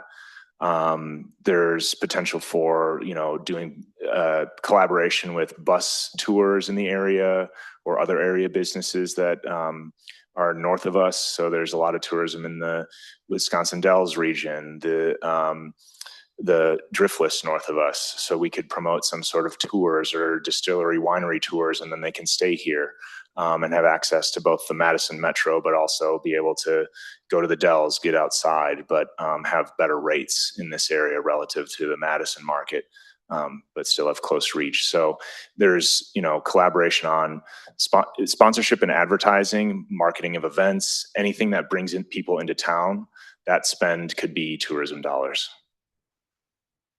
So I want to touch on kind of Al's point here. So currently we have a special revenue fund for the athletic complex, and we have a spend out of there. Question is how can we get creative and how to use some of those tourism dollars, especially for promotion? And how does that help supplement the village? Have to go through the chamber for that, but we'd have to coordinate that. Now, we're just talking about that 70%. We haven't discussed that 30% that is coming to the village, and the village has the opportunity to utilize that. Because it's a special revenue, so we can't depend on it like we do tax dollars. What we are recommending is that also then goes into that special revenue fund to help offset things that we're doing for marketing for the village overall, not just tourism. But then if you remember to the budgeting process, a part of that is special events, and our special events coordinator, her salary is part of that special revenue fund. What we can do now is then use that 30% to cover costs in that special revenue fund and pull out the $100,000 or so in tax transfers that we have been doing over the last couple of years. That then brings $100,000 back to the general fund. Doesn't impact the expenditure restraint because we've already spent that or have history of spending that, and then be able to if the desire is of the village to provide relief on the taxpayer side, we can utilize that to address those issues.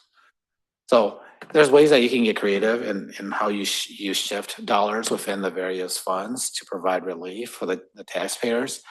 I wouldn't recommend that you utilize it directly in the general fund, because if that source ever dries up, then you have yourself a hole.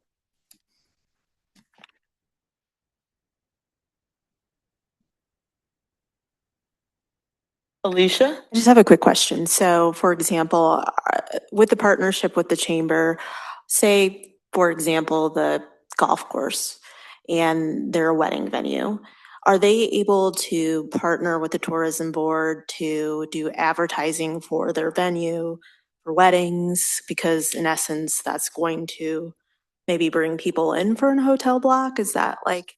Definitely. That would be right on target. Yeah. Okay. How we're envisioning kind of this Mhm. partnership and that person in that role, how they would work. Yeah, and the tourism director would be the person, or whatever the role definition is, would be the person in the middle, right? They'd be connecting the country club and the hotel and mediating what does it look like for you to use DeForest Hotels for your hotel block, for your weddings.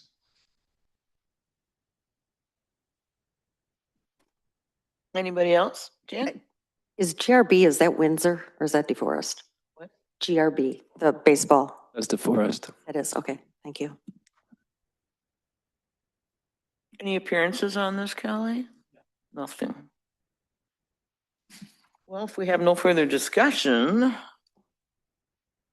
I would entertain a motion to approve Resolution 2026-078, authorizing the village president and clerk to execute an agreement with the DeForest Windsor Chamber of Commerce for tourism promotion services. I'll make a motion to approve resolution 2026-078. Motion by Alicia, is there a second?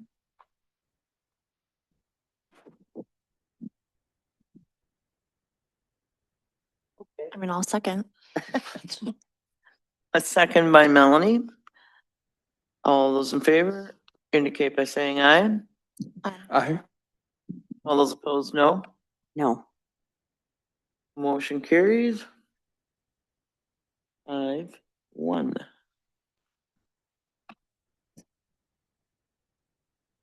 Ordinance 2026-011, an ordinance approving a certified survey map facilitating the enclave multiple family residential development along Peterson Crossing north of Highway 19th.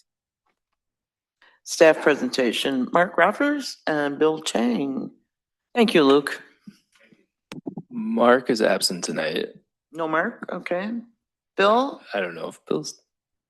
Okay. Alex? So this is a certified survey map associated with the multifamily development on Peterson Crossing, just north of DeForest Yards and south of Hooper's headquarters. This development is proposed by Cascade. I believe we've seen it for the rezoning as well as some concept presentations. They did secure a conditional use permit as well as the rezoning, and site plan approval most recently at Planning and Zoning on May 26th. We also have a recreation facility use agreement associated with the sports complex just south of here, but tied to this development as well. This is a total of just over 11.5 acres that will entail the construction of a multi-use path, which will be publicly available on the north, just north of this development. The developer will be constructing that as well. The next item here on our agenda will be the infrastructure development agreement associated with that. Trying to note, one of the conditions of the ordinance that's in the packet too is that there'll need to be separate easements for the sanitary and water main. That'll be shown up there on screen, actually, on the lower page on this. And then cross access and shared parking among the various lots as well. The primary driver behind this land division is for financing, so that each component of the development can be on its own separate ownership. With that, I guess I'll pause there and open to questions, or we can go into detail on any particular thing you want. I just got a general question from someone. They wanted to know, like, they said that particular area seems to be a breeding ground for birds, mammals, reptiles, and amphibians. There's been a push with the recent developments. It says they said that they feel like there's been a push to some of the species to that place. So just generally, how will it be managed? Will it be managed as a park or a nature area? So the village, I'll probably defer to these two guys because we've got a basin just north of this development that may have some of that wildlife. So I don't know how that's currently being managed. Yeah, so we manage the stormwater basin just north of these lots. They've got native prairies, and there'll be a trail on the north side of the pond, in between I'd say the woods and the pond there.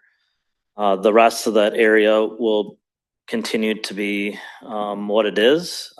We'll at some point look to fund like Quercus to get in there to remove buckthorn and honeysuckle and get it back to quality native natural areas. Okay, thank you. I would just add that the trail connection, which won't impact any of the delineated wetlands that are in that area, that could also provide a nice opportunity for people who may want to go and bird watch in a low impact way. Anybody else? I have another question, just in general in regards to bird watching. When I first moved here, I remember I signed up for something at the library to go over on the trail off of Innovation to bird watch. Like there were actual bird houses. And then I noticed that those were taken down. Do you know? They were placed not appropriately by somebody. We don't know who put them up. Okay. They drilled right in trees, and they were all the same size, so they were they were inviting sparrows to come, which are aggressive birds, and scare off other birds. So we removed all of those. We have put up additional birdhouses, and there's opportunities for residents to sponsor birdhouses, and we can place them. They're varying. So every birdhouse, the whole size matters. If it's a bigger or smaller size, it invites birds in. So that's why those are out. We still do bird watching events. We have those annually happening. And we have an engaged page as well about it. So we do have them. They're there, but those were removed because they were not. Sure. Okay. Thank you. Okay, then back on topic. That's all right. Kelly, do we have any present? Okay. If we have no further discussion, then I would look for a motion for ordinance 2026-011, approving a certified survey map facilitating the enclave multiple family residential development along Peterson Crossing north of 19. Is there a motion? I'll make that motion for approval. Motion by Jim, is there a second? Okay, I'll second that. All those in favor indicate by saying aye. Aye. Aye. All those opposed, no. Motion carries unanimously. Resolution 2026-079, a resolution authorizing the village president and clerk to execute a development agreement with Enclave at DY LLC. Staff presentation by Alex.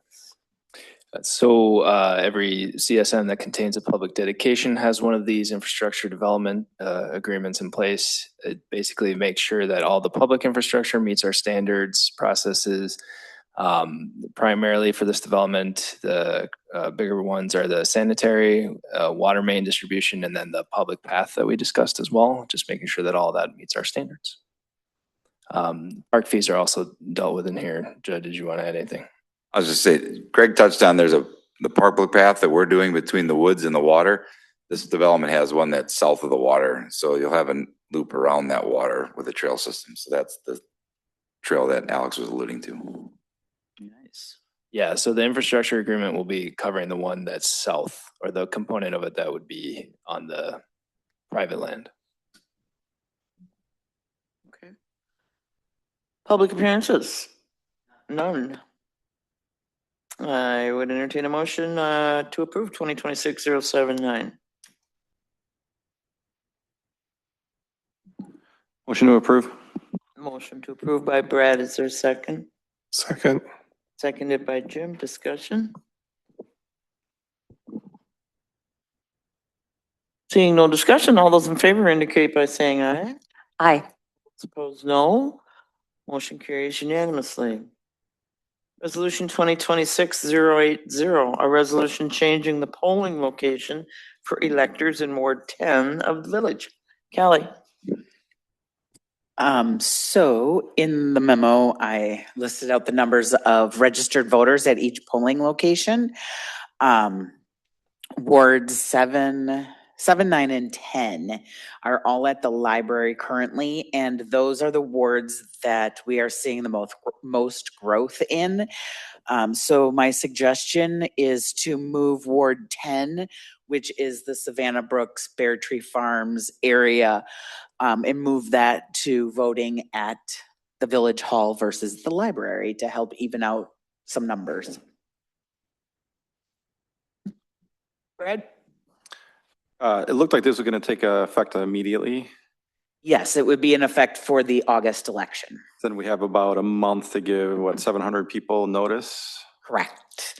We will be mailing out notices soon with all of that information. Also utilizing our social media and website to let them know. And there is the state voter website, the My Vote, and that would be updated also. So anybody in that area would and look themselves up, which many people do before they come to vote, will see that they would vote at the Village Hall.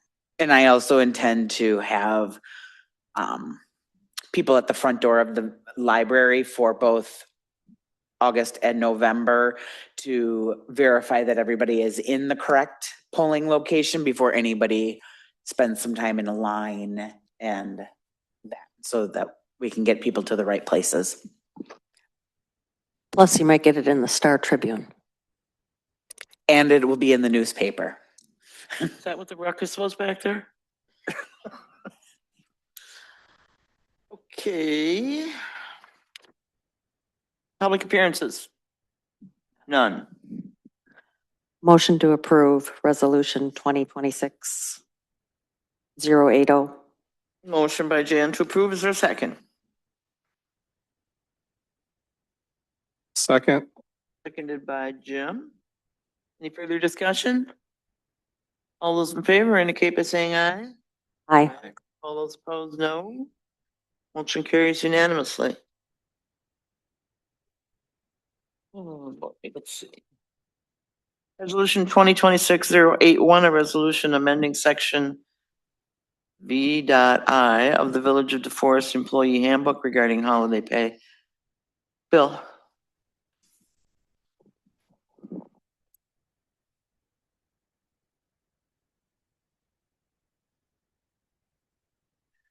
Okay, so this proposal is intended to address holiday pay for primarily salaried folks on staff. So generally how holiday hours are applied in the village is that staff receives the 96 hours as bank at the beginning of the year. That is then applied as holiday pay, the specific holidays listed here before you, or as observed, whether it's the day before or after, if that holiday falls on the weekend. So as we've adopted or taken over the 4th of July event over the last 2 years, we've been keeping track of what the numbers look like as far as hours of commitment, either leading to the event, during the event, or after the event. And we've seen and heard from staff that they work a lot of hours during this time, and pursuant to the system that we currently have, they would have technically, for salary employees, only been paid for or credited for the number of hours, whether it's 6 hours on a Friday or 8.5 hours on a Monday, in observance of that holiday. So what this policy tries to do here is to be first and foremost for those salaried folks who are required to work or called in to work on a holiday, to be compensated at time and a half, and then be allowed to have their holiday hours that would have been applied to that specific day be applied to another day in the calendar year. Now, if they don't use it, they lose it. Same thing with any of the 2 float holidays that are credited to the employee. But this tries to resolve that crunch of exponential hours within that short time period. Now, over the first 2 years, my thinking in management of salary folks or staff was that, hey, you can flex your time as salary. What we're finding is that because some of these staff were working so much hours leading up to it, during the event, after it, and then any other tasks and responsibilities that may come not related to the 4th of July, that they weren't simply able to make up the hours that they lost within that pay period. And the having them flex their time in a pay period is significant, because if it extends beyond that pay period, it gets extremely hard to track and justify.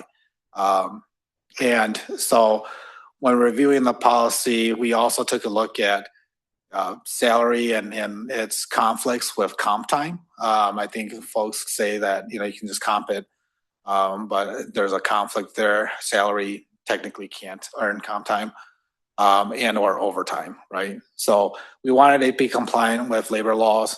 And so what we've created here, again, is a holiday merit pay at time and a half, again, for those folks that have to work on the holiday, the specific holiday, and then be able to provide them that holiday back if they want to take another day off later on in the year, outside of that pay period.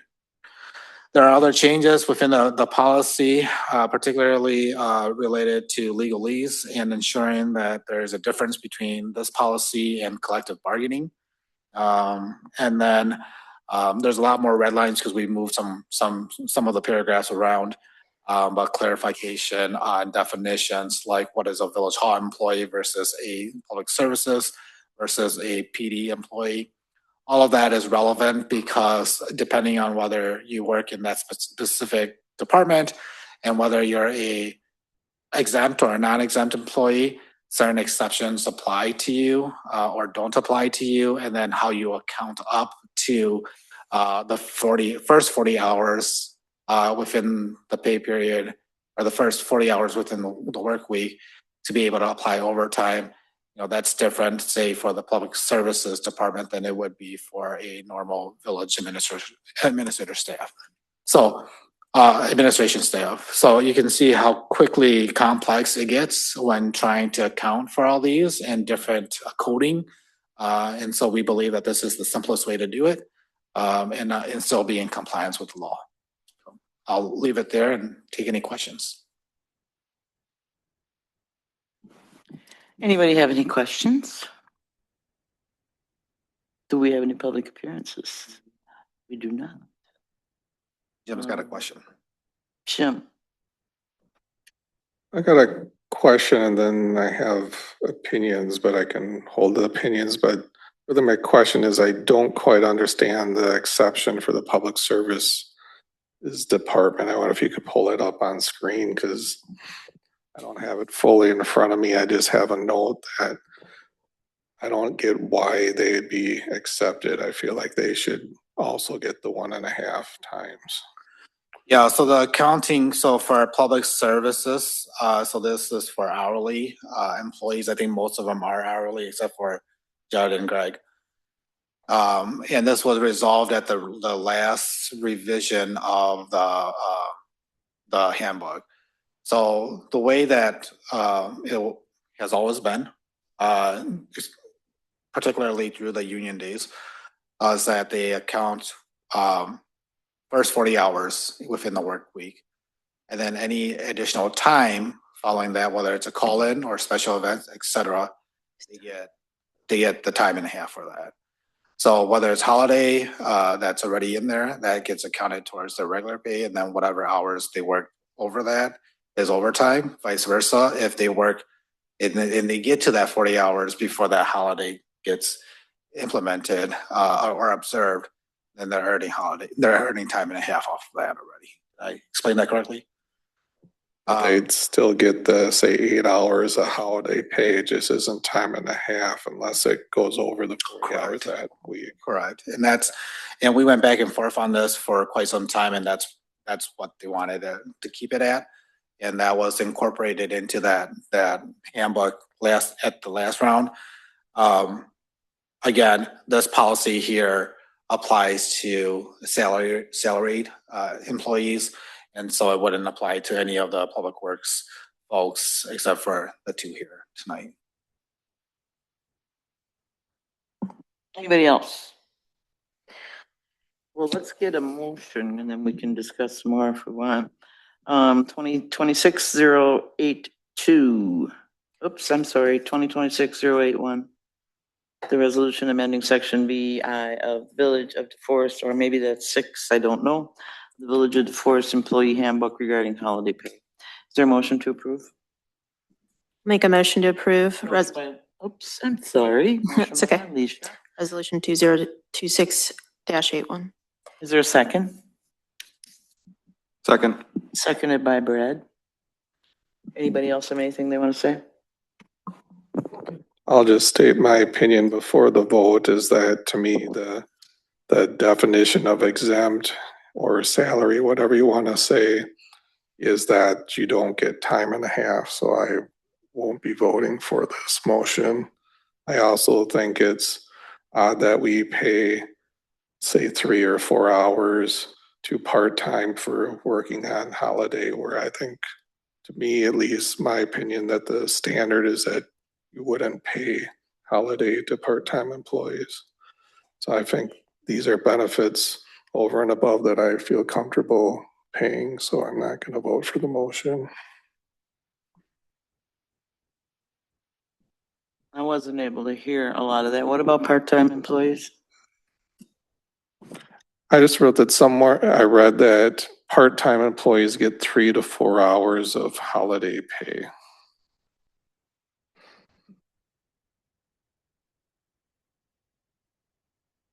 For working the holiday? Yes. 8 hours? Well, no, I think they get the pay on a holiday for not working is my understanding. Well, I think the issue isn't the part-time employees. And that part-time provision is already in the handbook currently. They're all covered, correct? Already in the handbook? Okay, so the issue before, personally, I think if you're working the holiday, you get paid for working the holiday at time and a half. So I'm in favor of it. Happy employees are retained employees. I agree. I was actually noting that every time that I've gone to these events, I've seen our staff there and that they're not getting time and a half. And where I work, we compensate for all our employees, salaried and hourly, who work on the holidays. I understand the point behind salary is to avoid paying overtime, but, My employer, they don't, so. well, I came from an employer that didn't until, one of us realized how ridiculous that was and we became unionized and then we did. But Bill, go ahead. So I can put some numbers to this, just so that you have an idea. So in 2025, employee A, so in 2025, the 4th of July, the actual 4th was on Friday, which was 6 hours is the regular workday for employees. And so out of that bank, 6 hours is allocated to that Friday. So for example, employee A on that Friday worked a total of 14 hours. So it would have been 8 additional hours above and beyond their holiday pay. Employee B worked 16.5 hours on that particular day, 10.5 hours above and beyond that 6 hours. Employee C worked 12 and 3/4 of a day, 12.75 hours, 12 hours for the next one, 14 hours. And then the rest are 8 hours each. So that's just within that specific day. And I would imagine that's the heaviest load because that's the day of the event. But then you combine that with, say, the day before where employee A had to come in and work 4 additional hours and prep for that. And then that employee came in the following Monday to clean up or the following Sunday to clean up.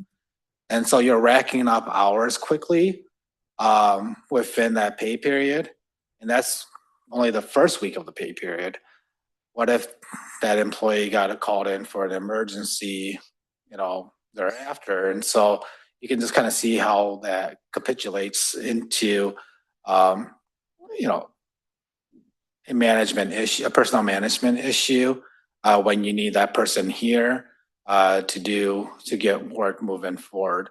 And so, again, this event is the only event that we deal with this. Otherwise, we wouldn't require as many employees to be in place or working the day of the holiday. And or we would be able to schedule around it. This one just has been challenging. The 4th of July is quite the event. I mean, it's like the event here in town, and it certainly takes a heck of a lot of work. And it is a holiday, so like I said. Anybody else have anything? Jim? I just want to clarify my reasoning too is I know when I lose the terms non-salary, which I think is exempt, right? Whatever, not salary. When you're working and get time and a half, or for me, it was only straight pay. But when you promote to be salary, that's something that you should take into account, that you won't get paid overtime. And taking that into account is also, say, coming usually, or I would hope, with an increase in hourly pay. So if we're not paying appropriately, I think that's something that's opening up, I'll say, another can of worms that we should look at. That makes sense. Thank you. Bill, real quick question. Did I hear you say that 6 hours is accounted for a full day? On a Friday, yes, for folks that are generally in Village Hall Public Works too. I think some PD staff, the officers, collective bargaining, they are on 10-hour days, but generally the staff over there are on an 8-hour day, so things are change. So Village Hall here closes at 2, and then I think everyone follows that example on the Friday. Melanie? Oops, I'm sorry. Yeah, 8.5 the 4 remaining days of the week. I was just going to note that the policy isn't just about the pay, it's also about the time. And it's resolving an issue of people accruing so many hours that they can't actually flex it and utilize it within the pay period. So for people that are working extended hours on holidays, which I certainly don't want to do, but for folks that have to do that, to be able to ensure that they have that time to use is important. And that's a benefit that I have absolutely no qualms about providing our hardworking staff. Do we have a motion? Yes. And a second? Yes, I have a motion by Alicia and a second by Brad. Okay, are we ready to vote? All those in favor of resolution 2026-081 indicate by saying aye. Aye. Aye. All those opposed, no. No? What do we got? 5-1? Motion passes 5-1. Resolution 2026-082, resolution authorizing the village president to execute an agreement with Moretti Pyrotechnics LLC for the 2027 Independence Day celebration. Reese, you want to talk? Sure, I can. We just leave it there. Yeah, I mean, I think you guys already had a discussion about this in May, so this is just kind of getting the final agreement so that we're locked in for 2027. Thank you. Any public appearances? Greg, you got something to say? So I move a microphone. Okay, how about a motion to approve 2026-082? Motion to approve. Motion by Jan, is there a second? Second? Second by Jim. Any further discussion? Seeing none, all those in favor indicate by saying aye. Aye. All those opposed indicate by saying no. Motion carries unanimously. Resolution 2026-083. Resolution authorizing the village administrator to execute a facilities planned service agreement with Wisconsin Power and Light. Greg? Yeah, so this is part of the census upgrade for our water meter system, so we can have redundancy in our system. We are contracting with Alliant Energy to install the 60-foot telephone pole. They have the equipment and they know how to and safely put these poles in the ground, whereas we don't have the equipment. And I'd be a little nervous putting a 60-foot top pole in, but so for $2,500, they'll install it for us and provide the pole. I think your safety is worth that. Any public appearances? None. How about a motion to approve resolution 2026-083? Motion to approve? Motion by Jim, is there a second? Second. Seconded by Jan. Any further discussion? All those in favor indicate by saying aye. Aye. Aye. All those opposed, no.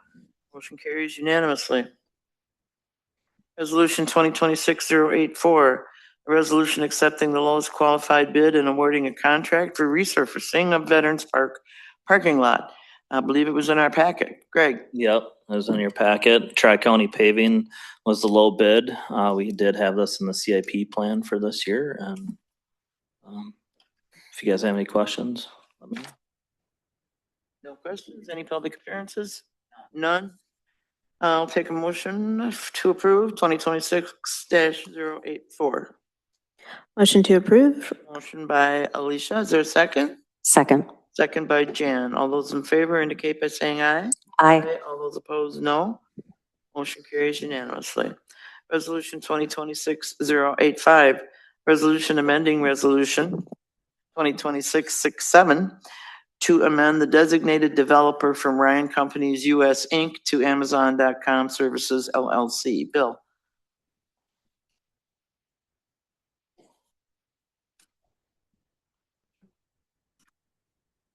In the packet. Oh, excuse me.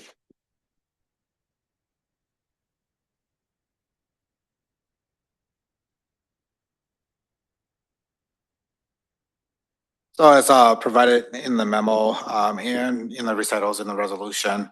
At the previous meeting here, the village board approved a development agreement with Ryan Companies. Following that meeting, Ryan Companies requested that the village amend the resolution to have the agreement be with Amazon services, Amazon.com services. Amazon.com services is primarily a retailer and depends on Ryan Companies to conduct their entitlements and resolve the issues in regards to construction. We've reviewed the changes. We don't believe that it has any material additional liabilities to the village. I think everything in the agreement will transfer over except for contact information and LLC or the company is signing on the other side. I'll leave it at there. I don't know if Al wants to add anything or happy to answer any questions. Jim? I guess I'm just questioning the Amazon.com services LLC. Is that like the big Amazon or is that a local branch? And why I ask that, is there any concern where the LLC might be housed if it's in Wisconsin or whatever state? That is the global distribution arm of Amazon. Anybody else have any questions? Is there a concern that it's not a Wisconsin company? Is that an issue with our agreements? I don't have any concern. Thank you. Melanie?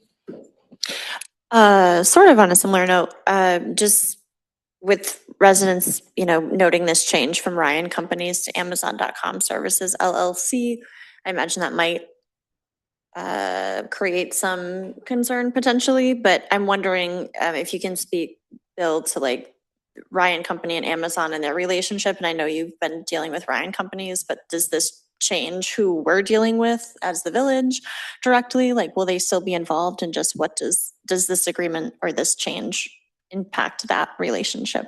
Yeah, so my understanding from discussion is that Ryan Companies will still continue to be involved. They are the developer. If you read through the agreement itself, it has several obligations to the signers and the developer north of over $2 to $3 million worth of obligations, and therefore the end client of the development is indeed Amazon.com services, which they've disclosed to us. And so wanted to ensure that the end user was on the hook for the obligations. And so that's why the request came in. My understanding is that through the process, Ryan Companies had kept their end user involved in regards to the obligations. So from, I guess, our standpoint is that the user or the use of the land and the conditions placed upon the permitted use for the land still remains the same. And none of that changes. The obligations which we negotiated with Ryan Companies, particularly for contributions to Hickory Lane and to the Lindy Lane and the Musselwood construction, the construction of Juniper Street and the rearrangement of Cake Parkway. All of that still remains under this agreement with Amazon versus Ryan Companies. Makes sense. Thank you. So in other words, Ryan Companies does all the footwork and puts up the buildings. And then they turn it over to Amazon. That's correct. When the work is done. That's correct. I would add that it's sort of a similar thing as what we've seen with the Dickman Company. They Correct. come in, they build these buildings, either they have a client in tow that they're working with to develop them, or they're going out and finding one. Same thing. They put up the building.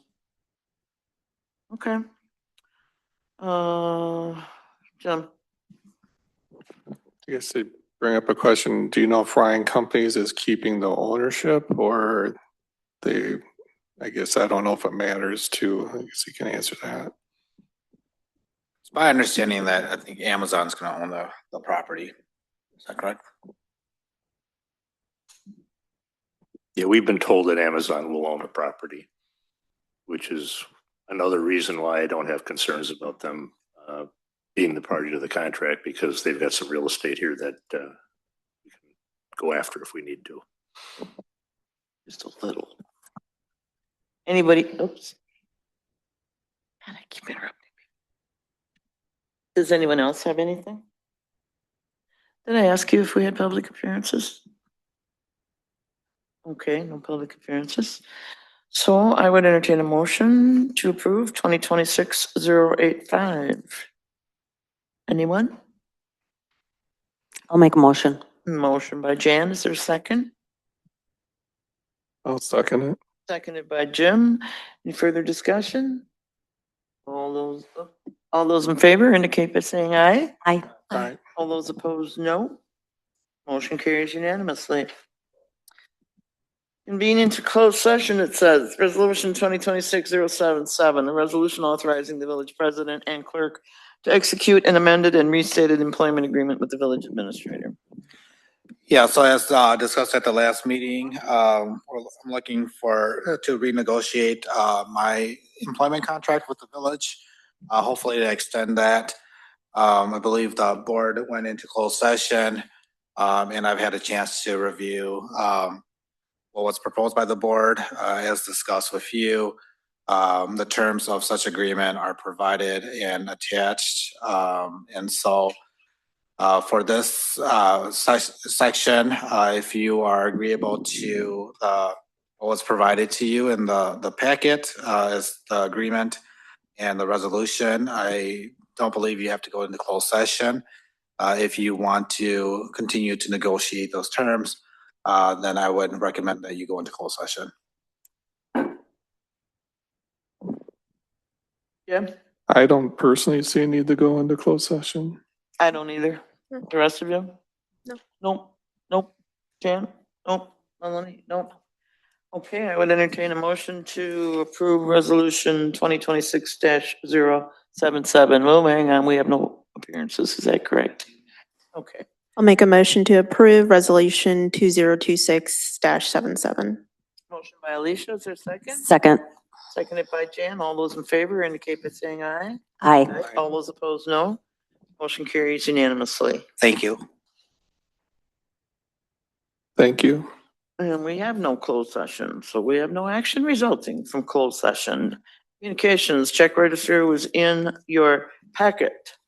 Committee, commission, and board reports, update regarding the DeForest area library. No report. Thank you, Brad. Public Safety Commission, we approved a whole bunch of operators licenses and alcohol license applications because this is the month. DeForest Area Community and Senior Center.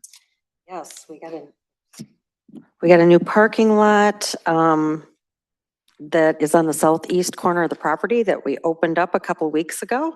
It's beautiful. People like it. And now we're looking at designs for a pavilion and a park on the southwest corner of the property. And we have a new caseworker, and she's been in the position for about a month and a half. She came with experience, and she's doing really well. And that's it. Thank you, Jan. Next up is Community Development Authority. Didn't have much to report. Still waiting on some things. I'll just add, so the loan purchase agreement that the village board reviewed, the CDA approved that and countersigned that. Oh, Okay. and then I'll also say that we officially authorized a board resolution to close out of public housing after 40 plus years. I missed the first part, I'm sorry. The loan purchase agreement that the village board approved at its last meeting, the CDA also. No, the part after that. We approved a resolution to close out of public housing, which the CDA has been in for 40 years. Thank you for repeating. Planning and Zoning Commission. we requested to vacate discontinue the segment of Monticello Drive, which we did tonight here. We talked about the village acquisition of the Lane Burger parcels. I think we made a recommendation to village board, so I'm assuming that will come here soon. And then we approved the Ryan Company, is now known as Amazon Services, their site plan. That's it. Okay, Public Services Committee, We did not have a meeting. Forest Windsor Fire and EMS District. We have got our audit from Johnson Block, which was great. We approved that. We approved the annual report. We approved a billing rate increase. We're doing away with resident and non-resident rates. And there'll be a flat fee of $2,100. No transport, $927 a mile is what we're looking at. Fire department found a few ways they could cut some of the costs down at Station 2, which is good. And that's about it. Minutes are in your packet. The president has not been to a Dane County Cities and Villages meeting, so she has no update. Does the village administrator? There is a virtual meeting upcoming here.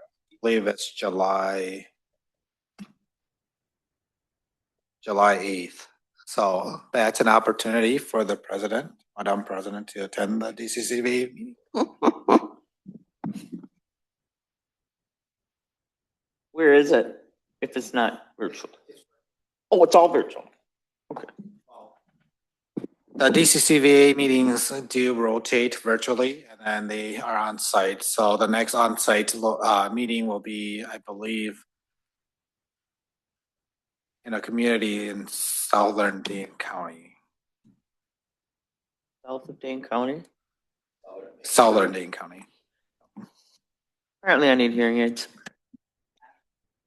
But I can forward that. It is, DCCVA is open to others attending. So if you are interested, any of the other trustees are interested in attending, it's a great opportunity to meet your peers and kind of find out what's happening in other communities. So I would encourage you to attend, but let us know so that we make sure that there's not a quorum or that we post it and go from there. I do read their emails. Okay, any other business that lawfully comes before the board? Jim? I wanted to question, I think I'm looking at Bill, that you mentioned like some conference that you said that we would be able to attend but not travel. Do you know, or can you tell me where that conference was, or where we can look in an agenda maybe? I believe that is in Appleton, October 7th through 9th. The League of Wisconsin Municipalities. They hold one in the spring and then one in the fall. Generally, they review similar topics, so tax increment financing, basics to budgeting, ethics. It depends on what the theme is and in time.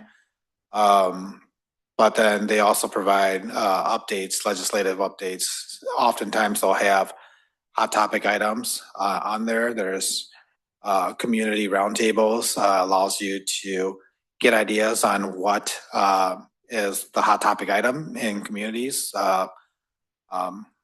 E-modals were a hot topic at the last one. And so again, it's a great opportunity to learn and then also to be able to meet with your peers. So folks from all over Wisconsin come.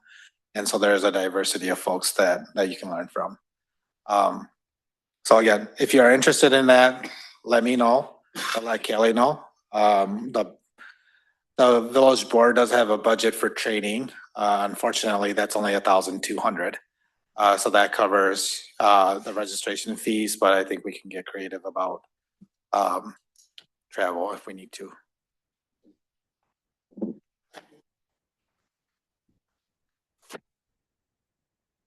Okay, as long as we have no other business to lawfully come before the board, I will take a motion for adjournment. Motion to adjourn. Motion by Janice, there a second? Second. Seconded by Melanie. All those in favor indicate by saying aye. Aye. Those opposed, no. That's unanimous. We are adjourned at 7:41. This time I got the motion to adjourn the meeting. God damn, speak up, girl, speak Well, up. no.